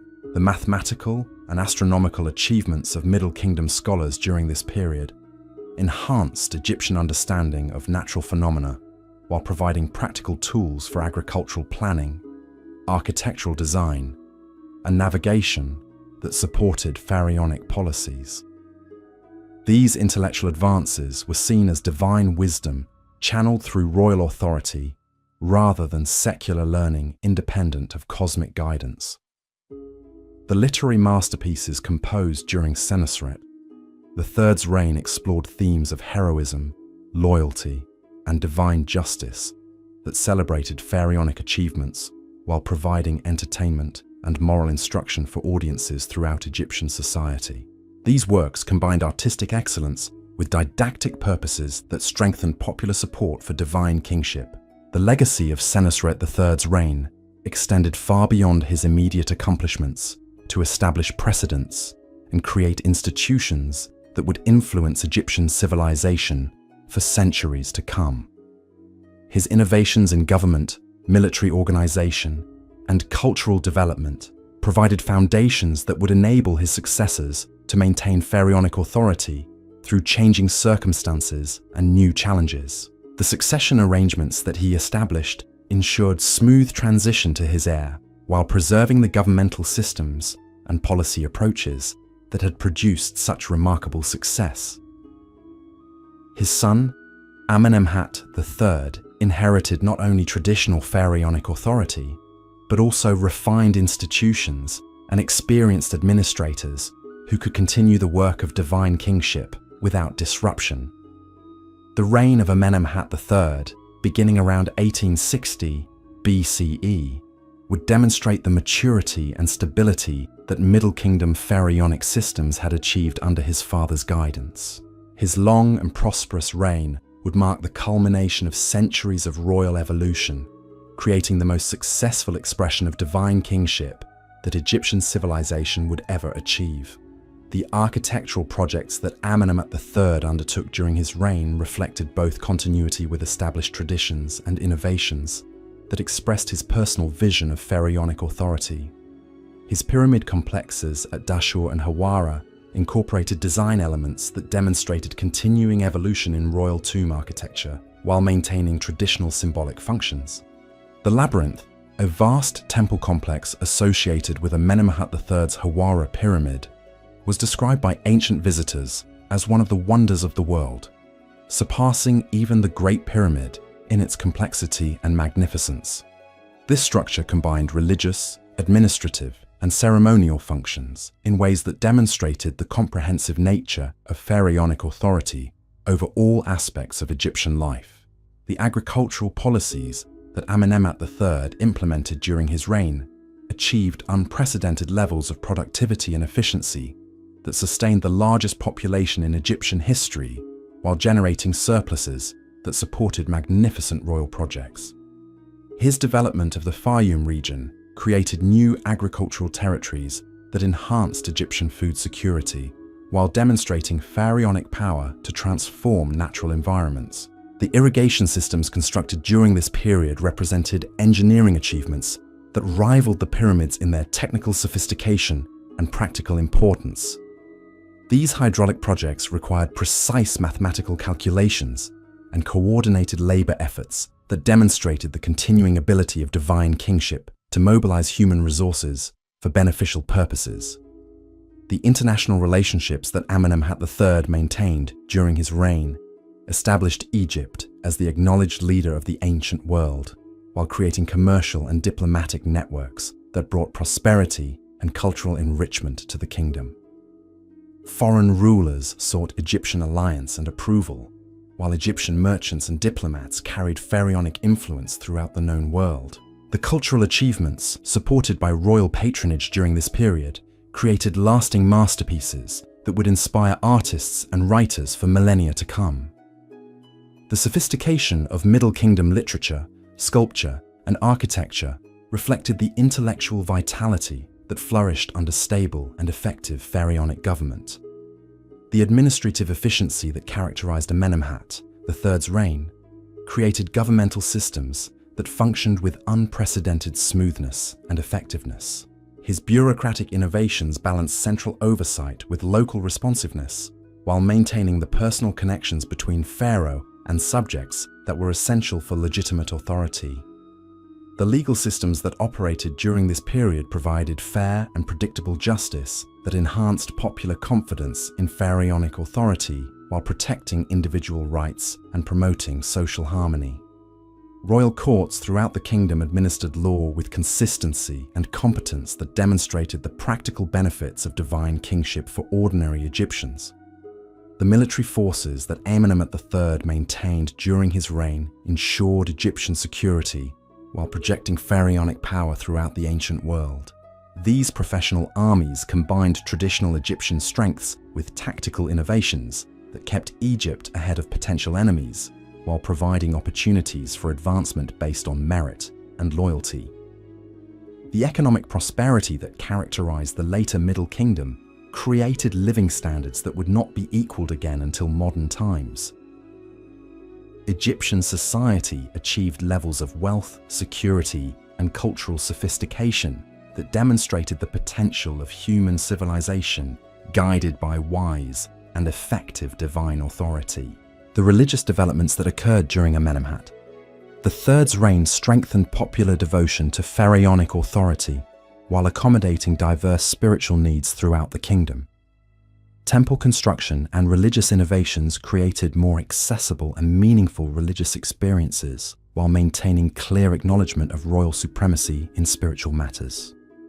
The educational institutions that flourished during this period created more literate and knowledgeable populations while training the specialists who were essential for effective pharaonic government. These schools combined practical instruction with moral education that strengthened social cohesion while preparing individuals for productive service to divine kingship. As Amenemhat III's long and successful reign drew toward its close around 1814 BCE, the Middle Kingdom had achieved the highest expression of pharaonic civilization that would ever be attained. His accomplishments represented the culmination of centuries of royal evolution and institutional development that had created the most effective and beneficial form of divine government in human history. The transition to his successor would mark the beginning of gradual changes that would eventually challenge the stability and effectiveness that had characterized Middle Kingdom pharaonic authority. But the achievements of the 12th dynasty had established standards of excellence and created institutional precedents that would influence Egyptian civilization for thousands of years to come.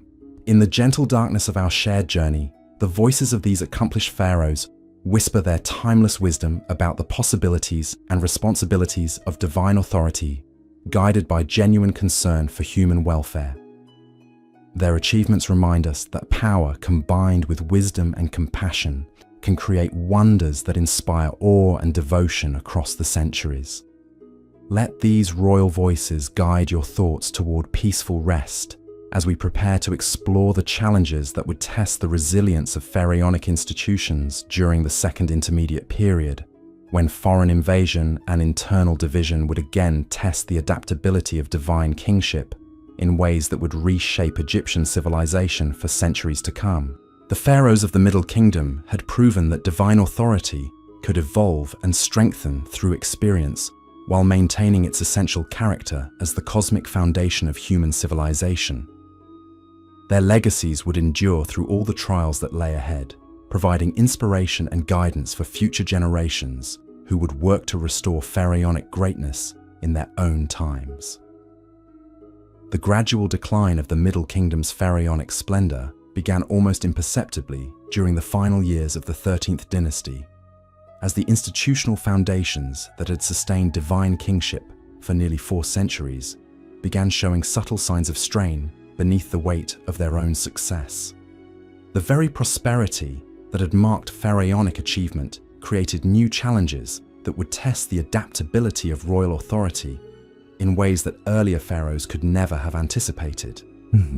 The succession patterns that had provided stability during the 12th dynasty's golden age became increasingly complex as competing branches of the royal family advanced rival claims to divine authority. Unlike the carefully managed transitions that had characterized earlier periods, the later Middle Kingdom witnessed more frequent changes of ruler, as pharaohs died without clear heirs or faced challenges from ambitious relatives who questioned the legitimacy of established succession arrangements. These royal disputes, while initially contained within palace circles, gradually undermined the aura of cosmic certainty that had surrounded pharaonic authority since the reunification under Mentuhotep II. Court observers began questioning whether the gods had withdrawn their clear guidance about divine succession, creating theological uncertainties that weakened popular confidence in royal decision-making processes. The administrative systems that had functioned with remarkable efficiency under strong pharaonic leadership began experiencing coordination difficulties as royal authority became less decisive and consistent. Provincial governors, accustomed to clear directives from confident divine kings, found themselves receiving contradictory instructions or facing extended delays in obtaining royal responses to urgent local problems. Regional administrators who had prospered under the merit-based appointment systems of the 12th dynasty began developing more independent approaches to governance, as royal oversight became less reliable and consistent. These officials maintained formal loyalty to pharaonic authority, while gradually assuming greater responsibility for decisions that had previously required explicit royal approval. The military forces that had projected pharaonic power throughout the ancient world during the Middle Kingdom's height began experiencing resource constraints as royal treasuries faced increasing demands from competing priorities. Maintaining professional armies, while supporting construction projects and administrative expansion, created financial pressures that forced difficult choices about resource allocation. Garrison commanders along the Nubian frontier reported growing difficulties in maintaining their fortifications and equipment without regular supplies and reinforcements from royal workshops in the Nile Valley. These logistical challenges didn't immediately threaten Egyptian control over southern territories, but they created vulnerabilities that observant enemies would eventually recognize and exploit. The diplomatic relationships that had established Egypt as the dominant power in ancient international affairs began shifting as foreign rulers perceived changes in pharaonic capabilities and commitment to maintaining established spheres of influence. Trade agreements that had operated smoothly for generations required more frequent renegotiation as partners questioned Egypt's ability to maintain the commercial stability that had made these relationships mutually beneficial. The cultural confidence that had produced the Middle Kingdom's greatest literary and artistic achievements began reflecting themes of uncertainty and nostalgia that suggested growing awareness of challenges facing pharaonic civilization. Royal poets and scribes increasingly celebrated the accomplishments of earlier pharaohs, while expressing concern about maintaining those standards in contemporary circumstances.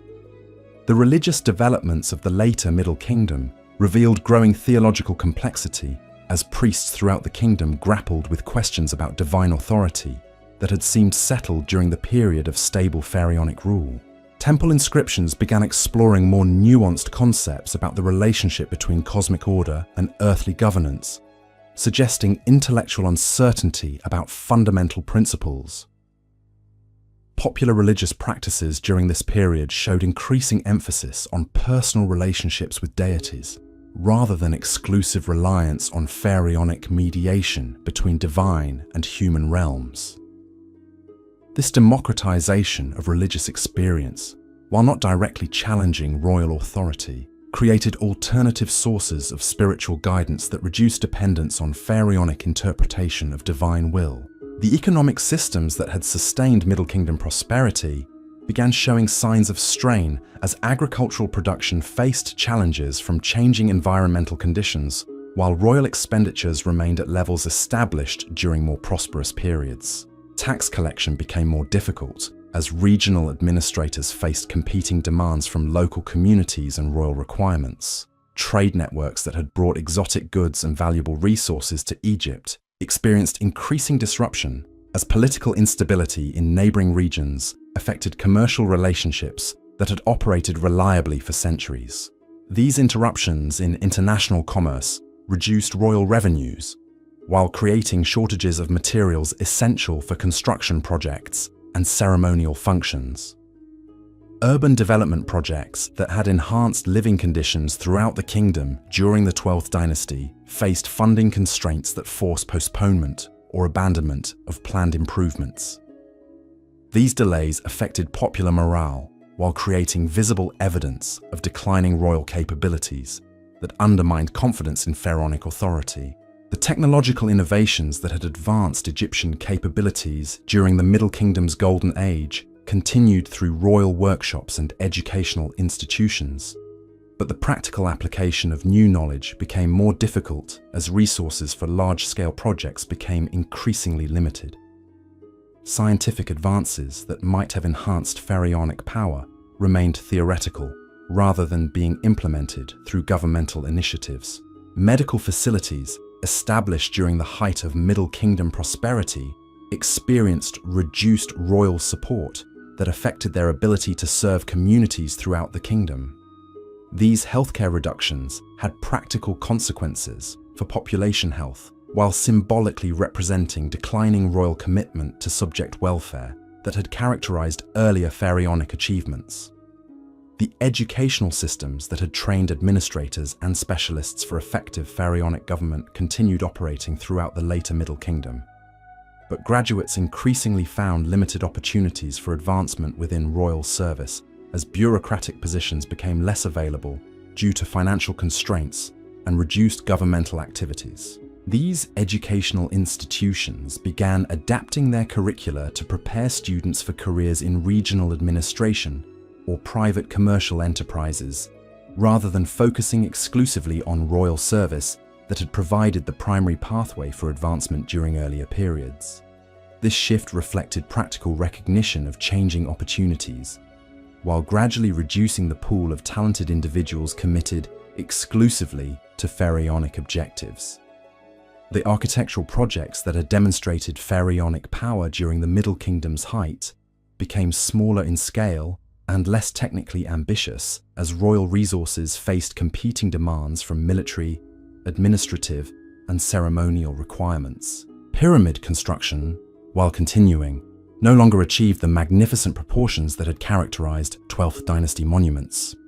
Temple construction during the later Middle Kingdom emphasized renovation and maintenance of existing structures rather than new building projects that would have demonstrated continuing royal creativity and resources. These practical priorities made economic sense, while creating less impressive visible evidence of pharaonic capabilities for both domestic and foreign audiences. The artistic achievements sponsored by royal patronage during this period maintained traditional standards of excellence while reflecting themes that suggested awareness of changing circumstances. Portrait sculptures of later Middle Kingdom pharaohs showed increasing psychological complexity that hinted at the burdens and uncertainties that divine rulers faced during more challenging times. Royal inscriptions from the later Middle Kingdom revealed more defensive rhetoric about pharaonic authority and achievements compared to the confident assertions that had characterized earlier periods. These textual changes reflected genuine concerns about maintaining traditional standards while facing circumstances that tested institutional capabilities. The festival celebrations that had provided opportunities for magnificent displays of royal authority during the Middle Kingdom's height continued throughout the later period, but with reduced magnificence that reflected resource constraints while maintaining ceremonial traditions essential for popular morale and religious observance. These religious ceremonies remained important for reinforcing pharaonic authority and popular loyalty, but their diminished scale created less impressive demonstrations of divine power that may have contributed to gradual erosion of the awe and devotion that had sustained earlier pharaonic achievements. The succession crisis that marked the transition from the 13th to the 14th dynasty, around 1725 BCE, revealed the accumulated weaknesses that had developed within pharaonic institutions during the previous century of gradual decline. Competing claimants to divine authority emerged simultaneously in different parts of the kingdom, creating the first serious fragmentation of royal power since the first intermediate period. Unlike the earlier division that had resulted from the collapse of central authority, this new fragmentation occurred while governmental institutions remained largely intact but lacked unified leadership capable of coordinating their activities effectively. Provincial administrators continue performing their duties, while uncertain about which pharaoh possessed legitimate authority to issue binding commands. The military forces that had maintained Egyptian unity and security during the Middle Kingdom's height found themselves divided between competing royal claimants, with different garrisons and units declaring loyalty to different pharaohs based on regional loyalties, personal relationships, or practical considerations about which ruler could provide better support and resources. These military divisions created immediate security vulnerabilities as frontier defenses became less coordinated, while internal conflicts absorbed resources and attention that had previously been focused on external threats. The professional armies that had projected pharaonic power throughout the ancient world became preoccupied with domestic political disputes rather than maintaining Egyptian dominance over foreign territories. The administrative efficiency that had characterized Middle Kingdom governance suffered immediate disruption as competing royal courts issued contradictory orders to the same provincial officials, creating confusion about proper procedures and legitimate authority that paralyzed governmental functions in many regions of the kingdom. Regional administrators faced impossible choices between conflicting royal commands while lacking clear guidance about which pharaoh possessed authentic divine authority. These bureaucratic difficulties created practical problems for tax collection, legal proceedings, and public works projects that affected daily life throughout the kingdom.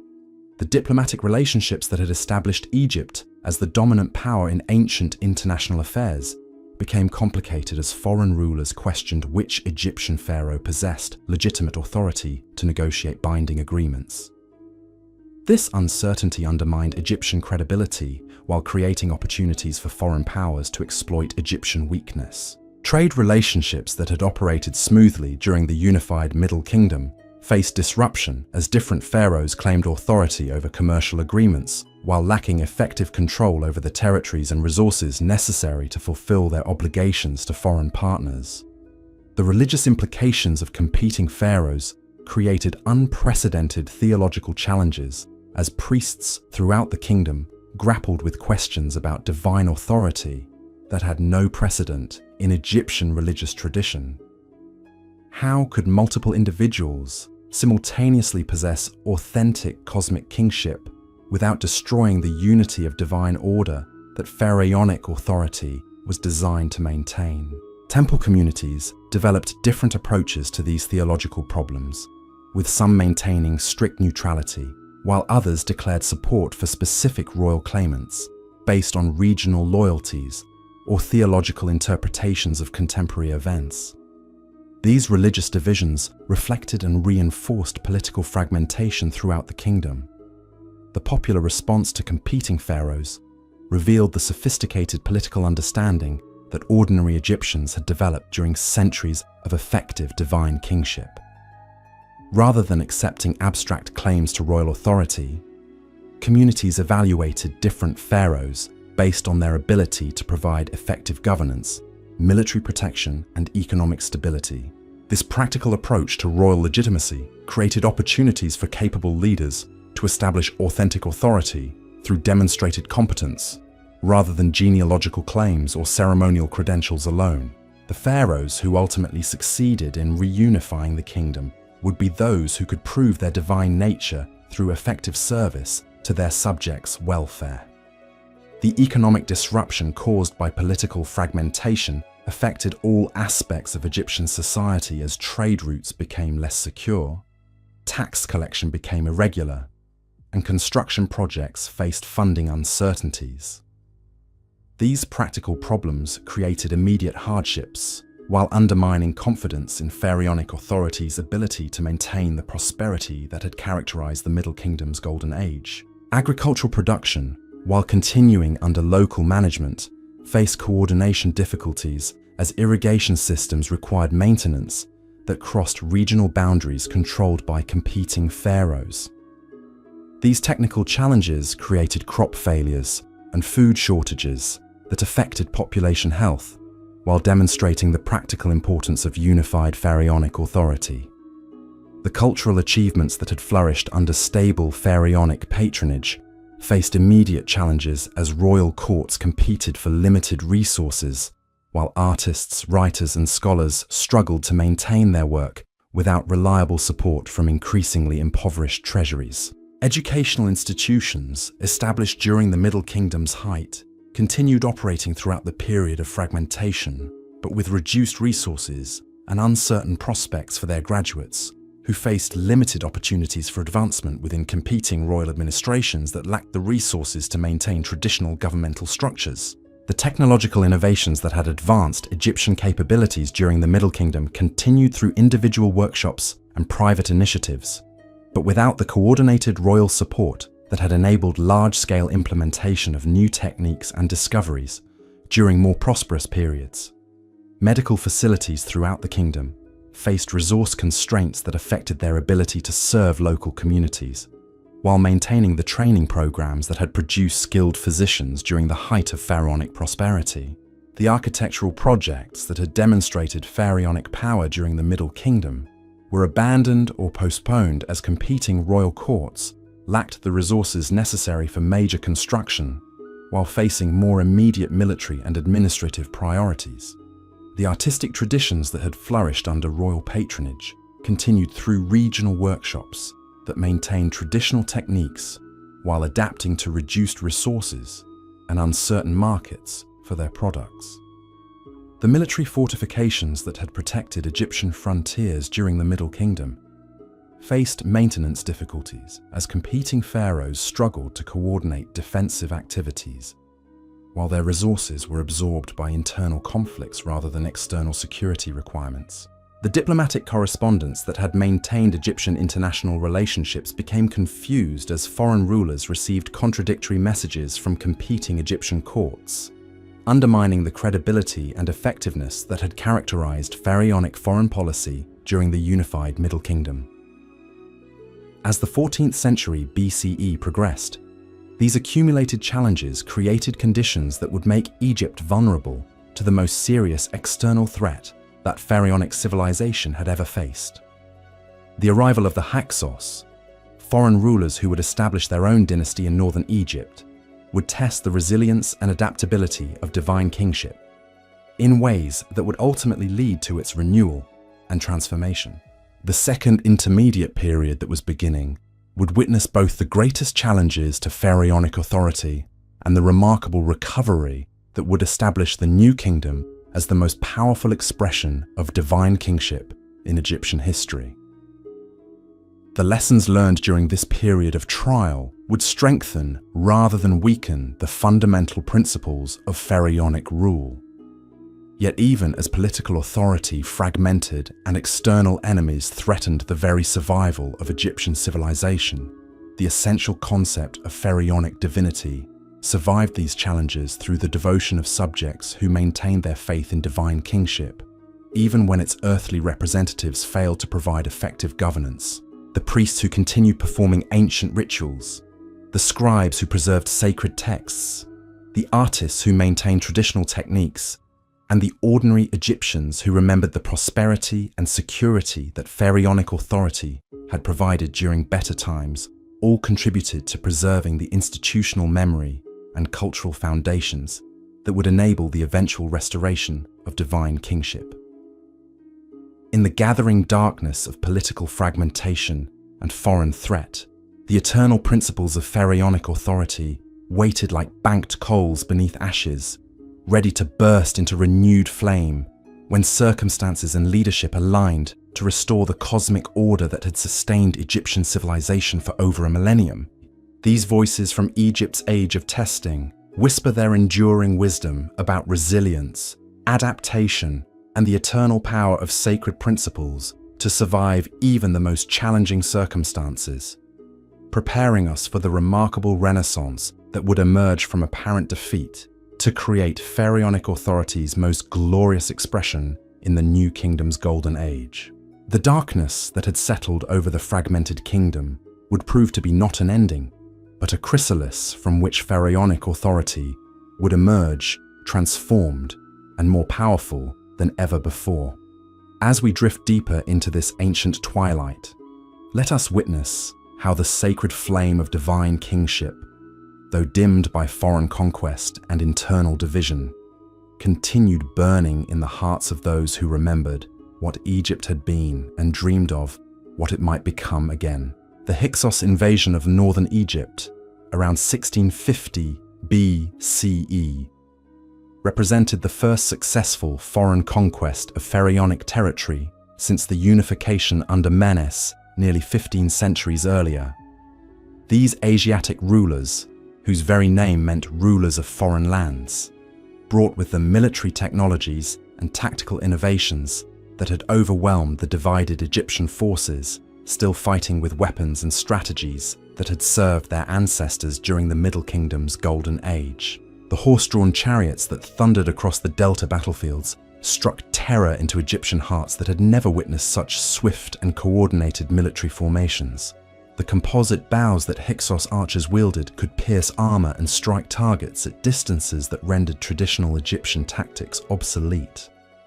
Most shocking of all, the bronze weapons that glinted in enemy hands cut through Egyptian copper implements like reeds before the flood. Yet even as foreign armies occupied Memphis and established their capital at Avaris, the essential spirit of Pharaonic authority refused to be extinguished. In the southern city of Thebes, a remarkable dynasty of Egyptian rulers maintained their claim to divine kingship while carefully rebuilding the military and administrative capabilities that would eventually enable them to challenge their foreign overlords. These Theban pharaohs understood that simple restoration of Middle Kingdom methods would prove insufficient against enemies who possessed superior military technology and fresh tactical approaches to warfare. Divine kingship would need to evolve, incorporating the innovations that had enabled foreign success while maintaining the cosmic principles that legitimized Pharaonic authority in Egyptian hearts and minds. The reign of Kamose, last pharaoh of the 17th dynasty, marked the beginning of this transformation as he launched the first serious challenge to Hyksos domination, while demonstrating new approaches to royal leadership that combined traditional divine authority with practical military innovation. His campaigns revealed how Pharaonic ideology could adapt to contemporary circumstances without compromising its essential character. Kamose's war chariots, modeled on Hyksos designs but decorated with traditional Egyptian religious symbols, represented the synthesis of foreign technology with Pharaonic spirituality that would characterize New Kingdom military development. His armies wielded bronze weapons blessed by ancient rituals, while employing tactical formations learned from careful study of enemy methods. The royal inscriptions that recorded Kamose's campaigns revealed evolving concepts of Pharaonic authority that emphasized the god-king's role as liberator and protector of Egyptian independence, rather than merely maintainer of cosmic order. These texts combined traditional religious formulas with stirring appeals to patriotic sentiment that resonated powerfully with subjects who had endured foreign domination. The naval battles that Kamose fought along the Nile demonstrated innovations in riverine warfare that would influence Egyptian military strategy for centuries to come.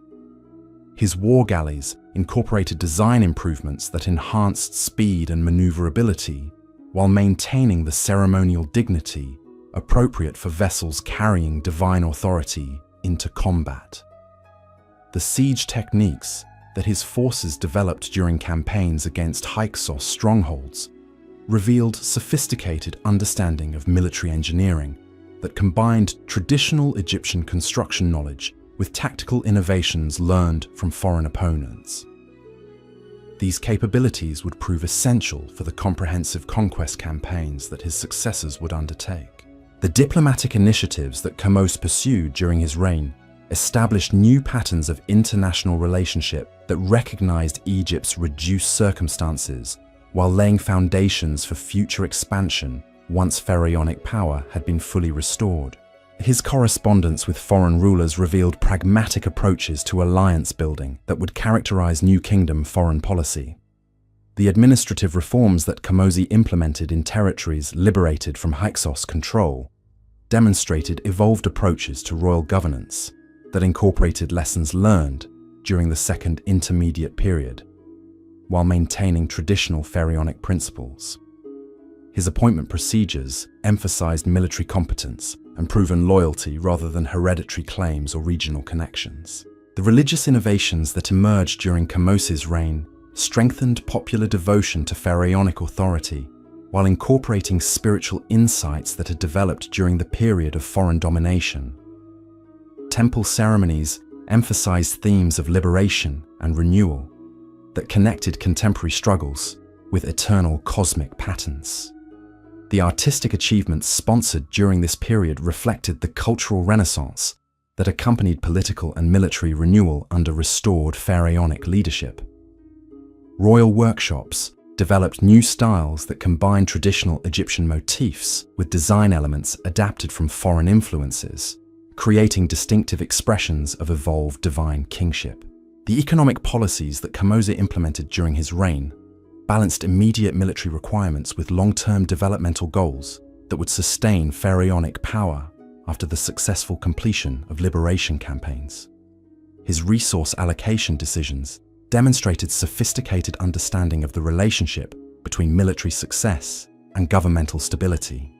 The succession arrangements that Kamose established ensured smooth transition to his brother Ahmose while preserving the military momentum and administrative innovations that had characterized his reign. His recognition that liberation from foreign domination would require sustained effort across multiple generations demonstrated strategic thinking of the highest order. The death of Kamose around 1550 BCE marked not an ending, but a crucial transition in the long campaign to restore pharaonic authority throughout the traditional boundaries of Egyptian civilization.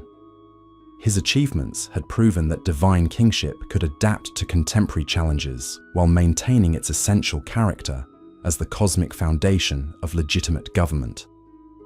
Ahmose I, founder of the 18th dynasty and the New Kingdom, inherited both the military capabilities that his predecessor had developed and the spiritual authority that centuries of pharaonic tradition had preserved through the darkest periods of foreign domination.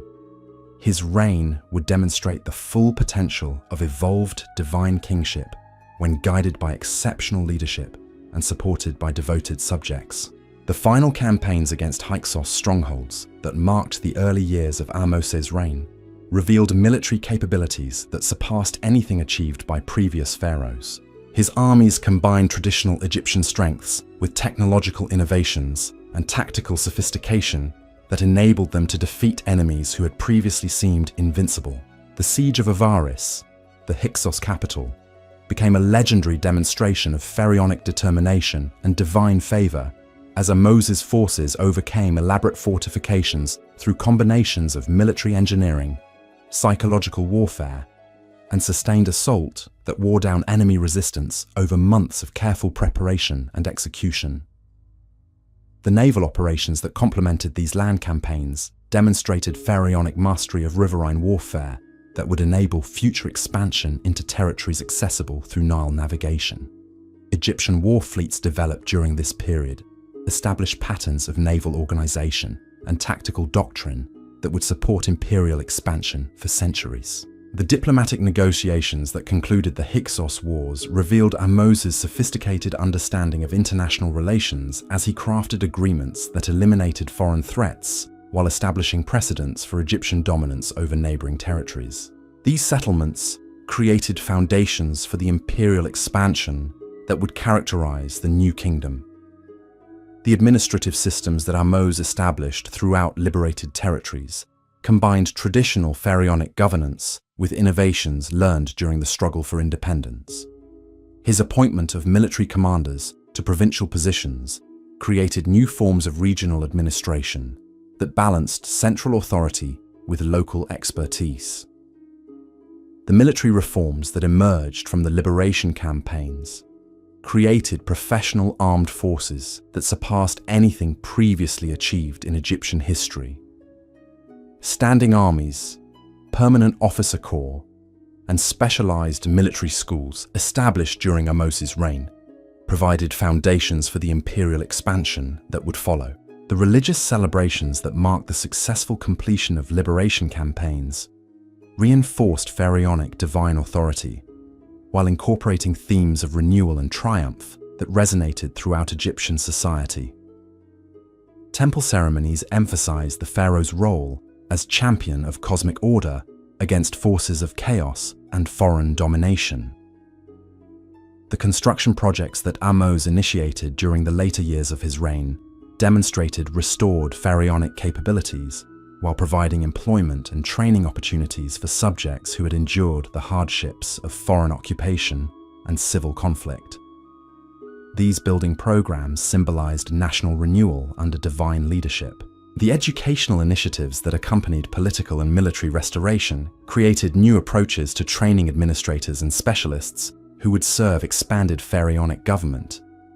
These institutions combined traditional Egyptian learning with practical skills needed for governing larger territories and more diverse populations. The economic development that characterized Ahmose's reign reflected successful integration of military requirements with civilian prosperity, as liberated territories contributed resources and manpower that enhanced overall Egyptian capabilities. Trade relationships established during this period created commercial networks that would support future expansion.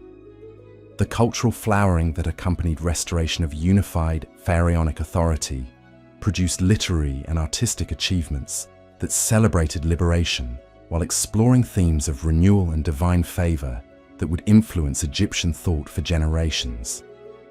These works established New Kingdom cultural traditions that would reach unprecedented heights of sophistication. The international recognition that Ahmose achieved during his reign established Egypt's reputation as the dominant military power in the ancient world, while creating diplomatic relationships that would facilitate peaceful expansion of pharaonic influence. Foreign rulers sought Egyptian alliance and approval while acknowledging restored pharaonic supremacy. The succession planning that characterized the later years of Ahmose's reign ensured smooth transition to his heir, while preserving the military and administrative innovations that had enabled successful liberation from foreign domination. His careful preparation of governmental systems created foundations for the imperial expansion that would follow. The death of Ahmose around 1525 BCE marked the successful completion of pharaonic restoration, while establishing foundations for the most magnificent expression of divine kingship that Egyptian civilization would ever achieve. His reign had proven that pharaonic authority could survive its greatest challenges while emerging stronger and more capable than ever before. The New Kingdom pharaohs who would follow would inherit not only restored political unity and military supremacy, but also evolved concepts of divine kingship that incorporated lessons learned during centuries of challenge and adaptation. Their achievements would demonstrate the ultimate potential of pharaonic authority when guided by wisdom, supported by devotion, and expressed through effective governance. Amenhotep I, son and successor of Ahmose, inherited a kingdom that had been purified by struggle and strengthened by victory, ready to embark upon the imperial expansion that would establish Egypt as the dominant power throughout the ancient world. His reign would mark the beginning of pharaonic imperialism that would extend Egyptian influence from the Sudan to the Euphrates River. The military expeditions that characterized Amenhotep I's reign demonstrated how pharaonic authority could project power beyond traditional Egyptian boundaries, while maintaining the cosmic principles that legitimized divine kingship. His campaigns into Nubia and the Levant established patterns of imperial governance that would influence Egyptian policy for centuries. The administrative innovations that accompanied territorial expansion created new forms of provincial government, adapted to ruling diverse populations, while maintaining pharaonic authority over distant territories.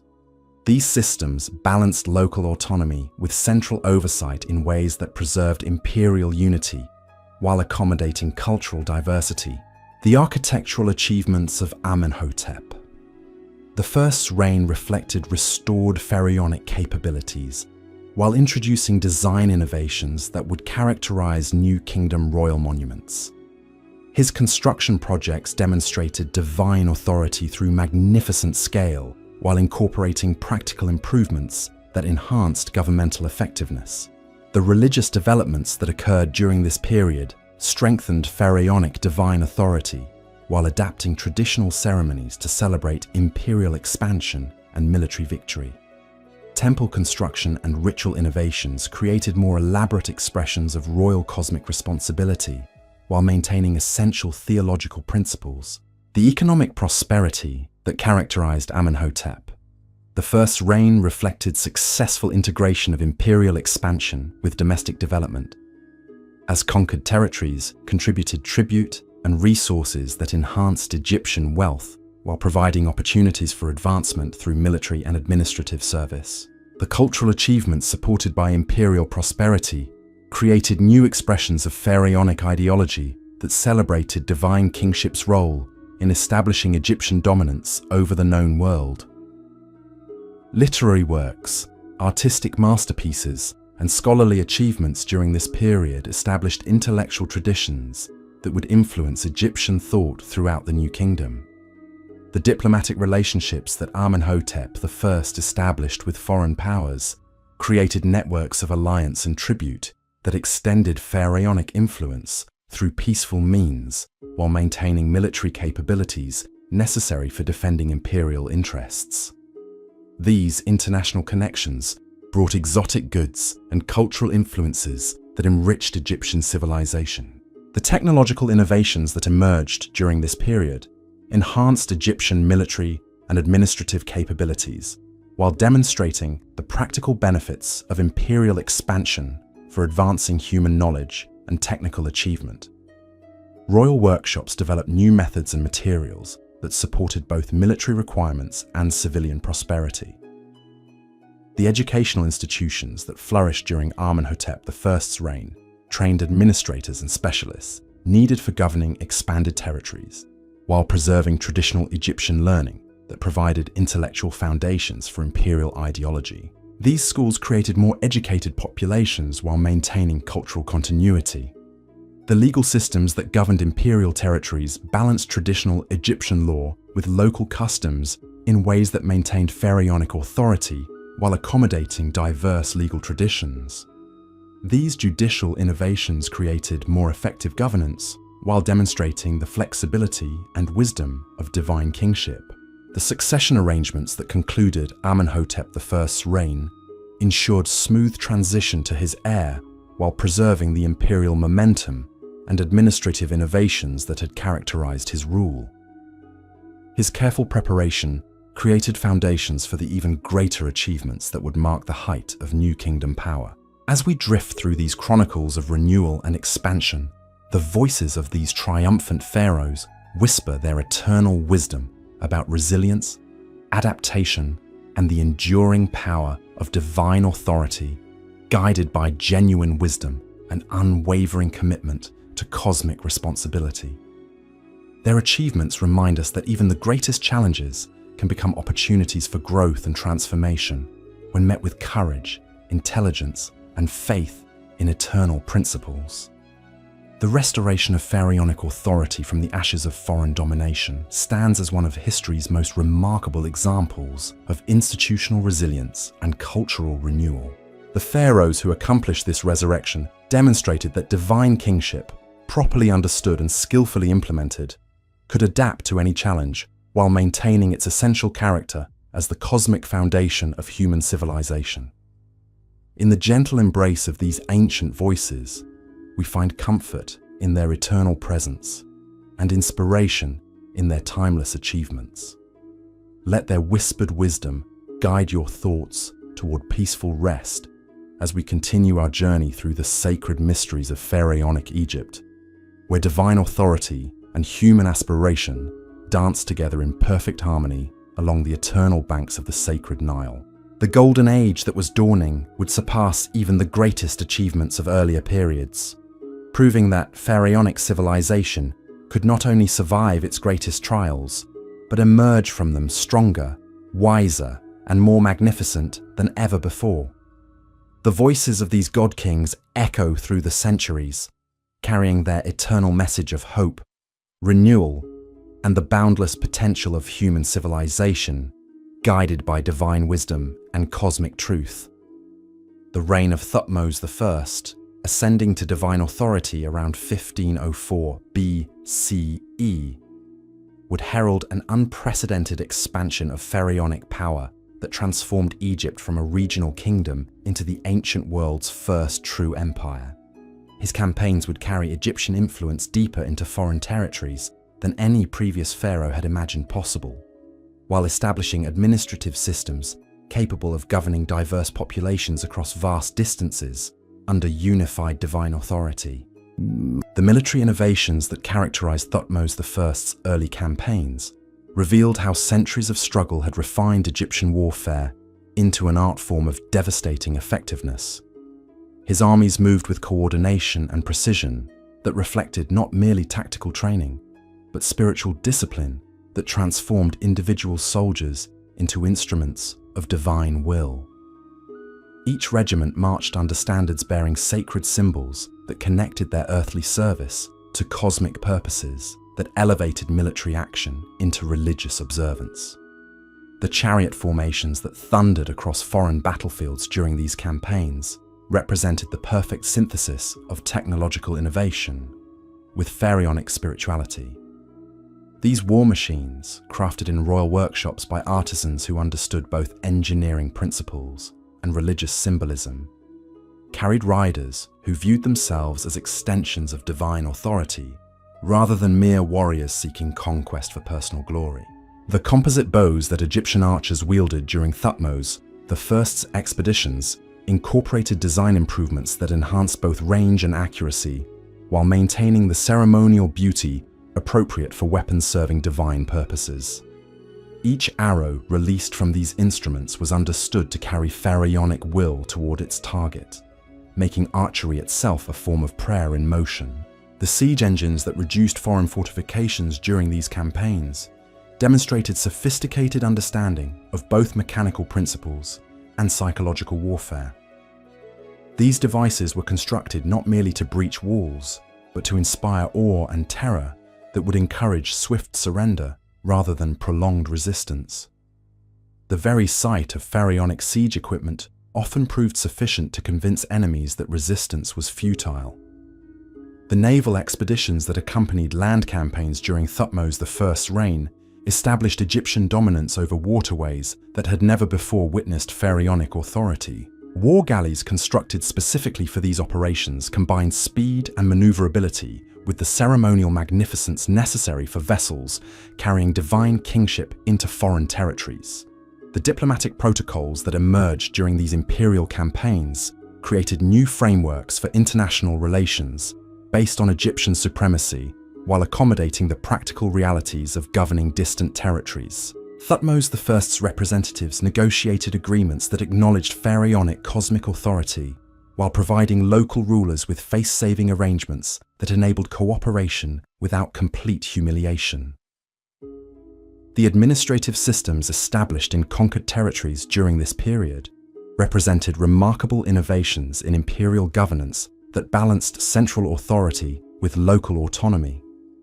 Provincial governors appointed by the pharaoh possessed sufficient authority to address regional concerns, while remaining clearly subordinate to divine oversight that ensured policy coordination across the expanded empire. The tribute systems that financed imperial expansion created sustainable mechanisms for extracting resources from conquered territories, while providing local populations with incentives for cooperation and prosperity. These arrangements were structured to enhance rather than exploit regional economies, creating mutual benefits that strengthened imperial unity while demonstrating the practical advantages of pharaonic rule. The cultural exchanges that accompanied territorial expansion brought foreign influences into Egyptian civilization while extending pharaonic concepts throughout the ancient world.